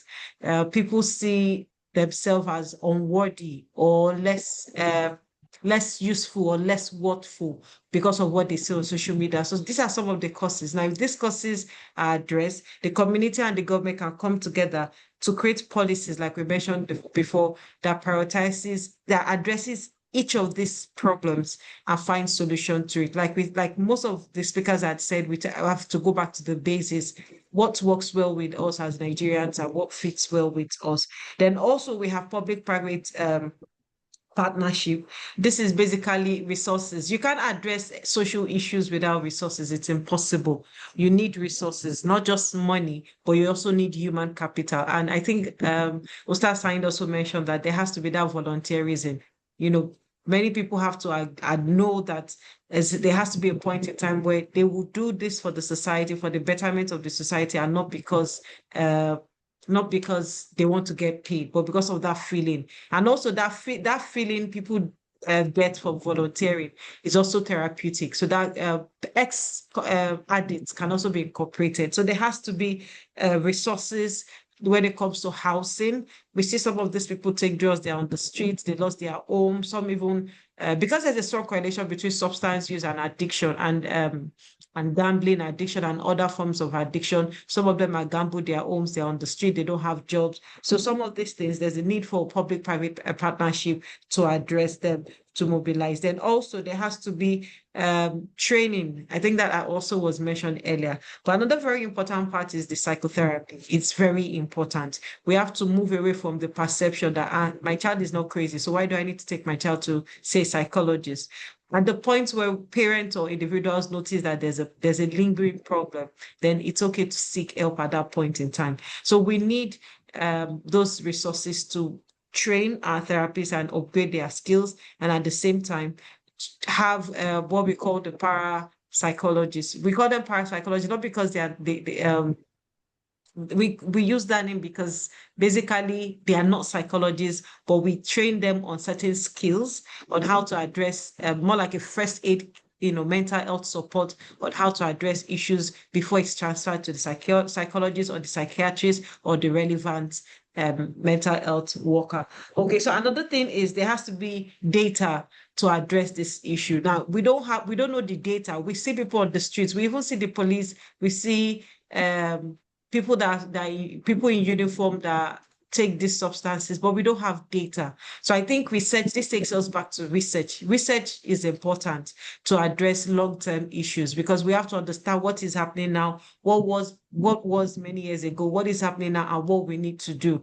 And bringing in collaboration with other countries that have done the same and see how effective it has been. So it's very important that there has to be data, and there also has to be data sharing with other within the country and outside the country. Data sharing in the sense that there are some drugs that are prominent in Africa that are not in the Asian country, and there are some drugs that are in the Asian country that are not prominent in Nigerian countries. And also, to address this issue on the long term, we have to look into ideologies.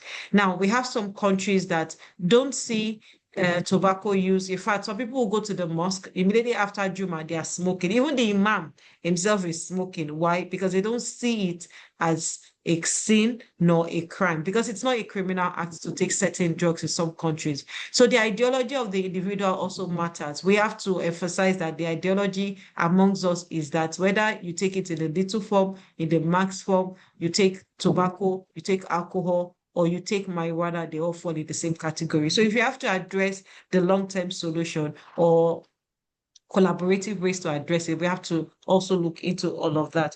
Then also there has to be co-design of various programs. I think Prof had mentioned all of some of those steps that have been taken by some associations to address this issue, but it shouldn't be a one organization thing. All organizations, we all have our small groups, our large group. We should openly talk about it, and we should also educate our children in our homes, in our community, in our small mosques after the kutubah. We can even make it the kutubah for that day. And also in schools, even though some of the challenges I observe is that many children in schools are not able to go and see their counselors. Why? Because Nigerian counselors teach. So teachers punish students in class. So students are unable to go to such teachers, even though they are the counselors, because of that punitive role they've taken while teaching. So there's a conflict of interest. So if such things have to be addressed in the long term, we should be able to let our counselors be counselors full time. They don't get involved in scolding the children. Yes, they have to monitor the children, right? But when it comes to scolding them, not the way the teachers would, not using sticks or hitting them, rather they do the verbal therapeutic scolding, which is more compassionate. So I think that will also address the issue in the long run. My parting words will be that like I said earlier, I'm happy we're having this discussion on substance use. We have to understand the dynamics in Nigeria. So some time ago, I saw a video of a girl who was celebrating her 18 years birthday, and she was popping marijuana. She had to pop it 18 times, and she was really praised by her friends.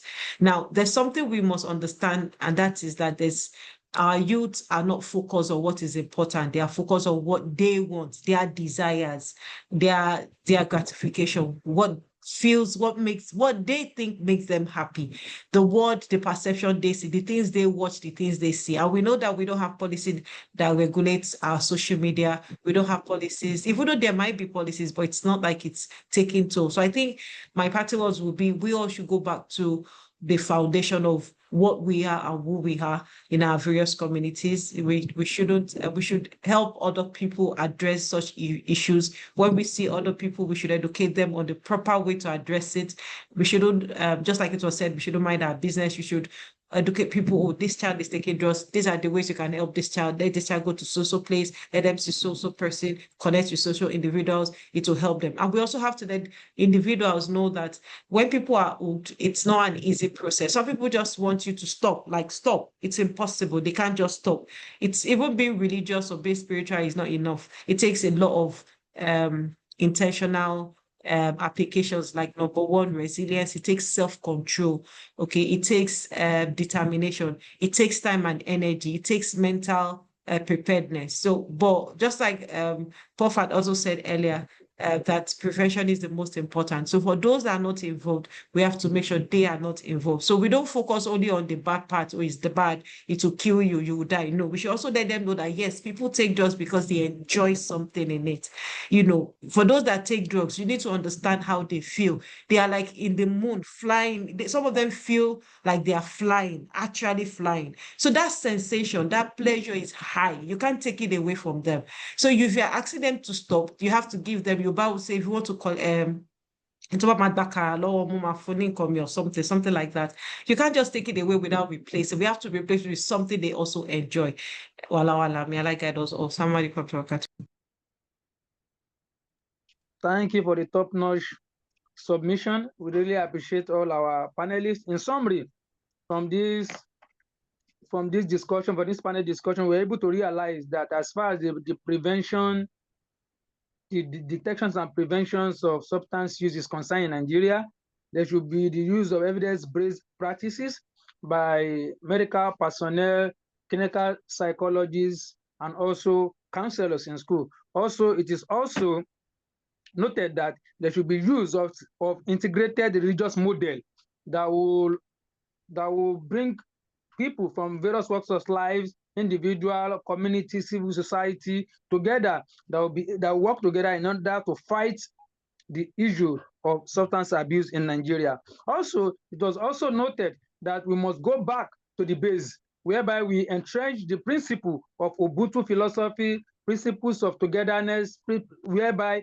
every individual within the society will see themselves as a role model that will understand the fact that they have the personal sense of responsibility to model the upcoming youth. Also, we should also endeavor to avoid the issue of labeling and stereotyping those that are involved in these cases of substance use. And finally, there should be training for our medical practitioners and also the non-medical practitioners, such as the psychologists, teachers on global best practice to handle the issue of substance abuse. As I said earlier when we started this program is organized by the Muslim Lecturers Association. And under the Muslim Lecturers Association, we have a committee called Committee on National Issue Development and Advocacy, SINIDA. At this point, I will call on Dr. Lukman Rahimi from Brunei to tell us in 1 or 2 minutes about SINIDA. And finally, we have some word of encouragement from the president of LMA, Professor Adedeji. You have the floor, Doctor. Okay, Assalamu alaikum wa rahmatullahi wa barakatuh. First and foremost, I would like to thank all participants who have spared their valuable time to attend this Independence Day discourse. I also want to thank the panelists, Professor Oriagba, Professor Ira Sulaiman, Dr. Temi Tokwe Aroyewu, and also our Imam Saeed Salman, a deputy registrar at Yaba College of Technology. This is an international discourse, and I'm really very proud to have this quality discourse today. Going straight to the task assigned to me, Muslim Lecturers Association is a vibrant association in Nigeria. To push some of its agenda to the public domain, a committee on national discourse was set up, and that particular think tank committee is called SINIDA, that is Committee on National Issue, Development and Advocacy. And the purpose of that particular SINIDA is actually to cascade to the public Islamic voices on national issues. Today, people are celebrating Independence Day in different ways. We feel as patriotic individuals, patriotic intellectuals, we should dissect some of the ills in the society and come up with ideas that is going to support the policies of government. And for this particular Independence Day, we found it worthy to discuss issue of substance abuse, addiction, among others. So at the end of this particular discourse, within the week, we are going to come up with a communique, which we are going to send to relevant government agencies and also the media. So that is what SENIDA is out to do. And most of the things we do are basically discourse, webinar, press release, and also press statement. Finally, I want to thank everyone, including the moderator, for this particular landmark discourse. Thank you. Assalamu alaikum wa rahmatullahi wa barakatuh. Wa alaikum salam wa rahmatullahi wa barakatuh. Thanks you, Dr. Lukman Rahim. That is the chairman of the committee. Now, finally, before we round up the program, we'll move on to we'll call on the president of LMA, Muslim Lecturer Association, to give us one or two advice in person of Professor Ahmed Adedeji. Prof. Sir, you can unmute yourself. You have the floor. Thank you so much. I'm very, very grateful. I really thank you for the organization. It's a beautiful outing today. I must thank the chairman and the members of the committee for an excellent job done. And I know that we would not have succeeded very well if we had not had our speakers. I am very, very excited. Thank you for dissecting the subject matter to the details. And thank you for leading us into solutions that are very important for us to take forward to ensure that the nation is saved from the danger of abuse, substance abuse. And I really feel touched. We're 65 years in celebration. And I can imagine if we have data showing what's our growth rate. So we have an annual data suggesting how we're growing in the country. And we could estimate our population from that angle. It is true that that is a signal for development or an indicator for development and development planning. Well, there hasn't been data to see how many people go down the drain every year amongst our youth who are supposedly the future of that country. It means that there is a lot to be done on our side as Muslim academics. There is a lot to be done by us in the public sector and in the private sector. If we do have the number dwindling every year and seeing thousands rolling per millions of people, population we have into this abyss, surely we can't talk about a viral country coming 70, 80, 100 years celebration. This is why it is important for us to nip this now. The future of a nation depends on the quality of the people or the citizenry. At a discussion yesterday, we were talking about decolonizing knowledge, decolonizing the curriculum, because we seem to be Eurocentric, and the problem that is happening in Europe and other places are also still happening with us. We have our own epistemologies that supports our development as Africans. And one of them was what Mama said the other time. Ojú kan ló máa ń bímọ, ìgbà ojú ló máa ń wò. How has this come into our curriculum? And so I am also taking this opportunity to ask us as academics who are present here today. It is time to continue to support the South African agenda. This has been very ingrained in South Africa because they wanted a decolonized curriculum and they kept working on it. We also need to look at it from that perspective. As our children go to primary school, they go to secondary school, they spend 1/3, fairly 1/3 of the hours of the day meeting with teachers.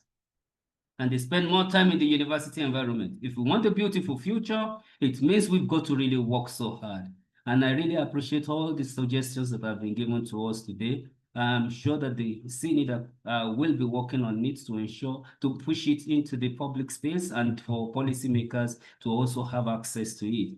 MLA is very grateful to all of us. We really thank you. And we hope that many more of this will come up. And this should cascade into we taking research topics and also guiding many people in psychology, in the field of medicine, in the field of educational counseling to take up very critical issues that are being discussed like today. I want to, on behalf of the management, the entire management of Muslim Lecturers Association, all members present here or absent, thank you, our discussant, for a great job done. And I also want to thank the committee. We really appreciate your efforts. We've been seeing it and it is impactful. May Allah subhanahu wa ta'ala accept it from all of us as act of ibadah. Forgive us our shortcomings, give us strength to build our nation stronger, guide us through every step that we will take to make our own time in this world be beneficial to others, so that when we return to him, he admits us into his pleasure and paradise. Wa jazakumullahu khairan. Wassalamu alaikum wa rahmatullahi wa barakatuh. Wa alaikum salam wa rahmatullahi wa barakatuh. That's a wonderful speech from our president. We thank everyone for coming, the panelists and those that also attend the programs. As has been said by our chairman, we are going to all the information, all the information that we gather from this discussion, we are going to put them in the national space, in the media, and also the video will be in the recorded version of the video will also be on the YouTube space, though we have the live streaming now going on the YouTube. So we thank everyone for coming. Assalamu alaikum wa rahmatullahi wa barakatuh. Happy Independence Day to me and every one of us over there. Have a nice time. Assalamu alaikum. Wa alaikum salam wa rahmatullahi wa barakatuh. Thank you very much. Jazakumullahu khairan. Wa yakum, sir.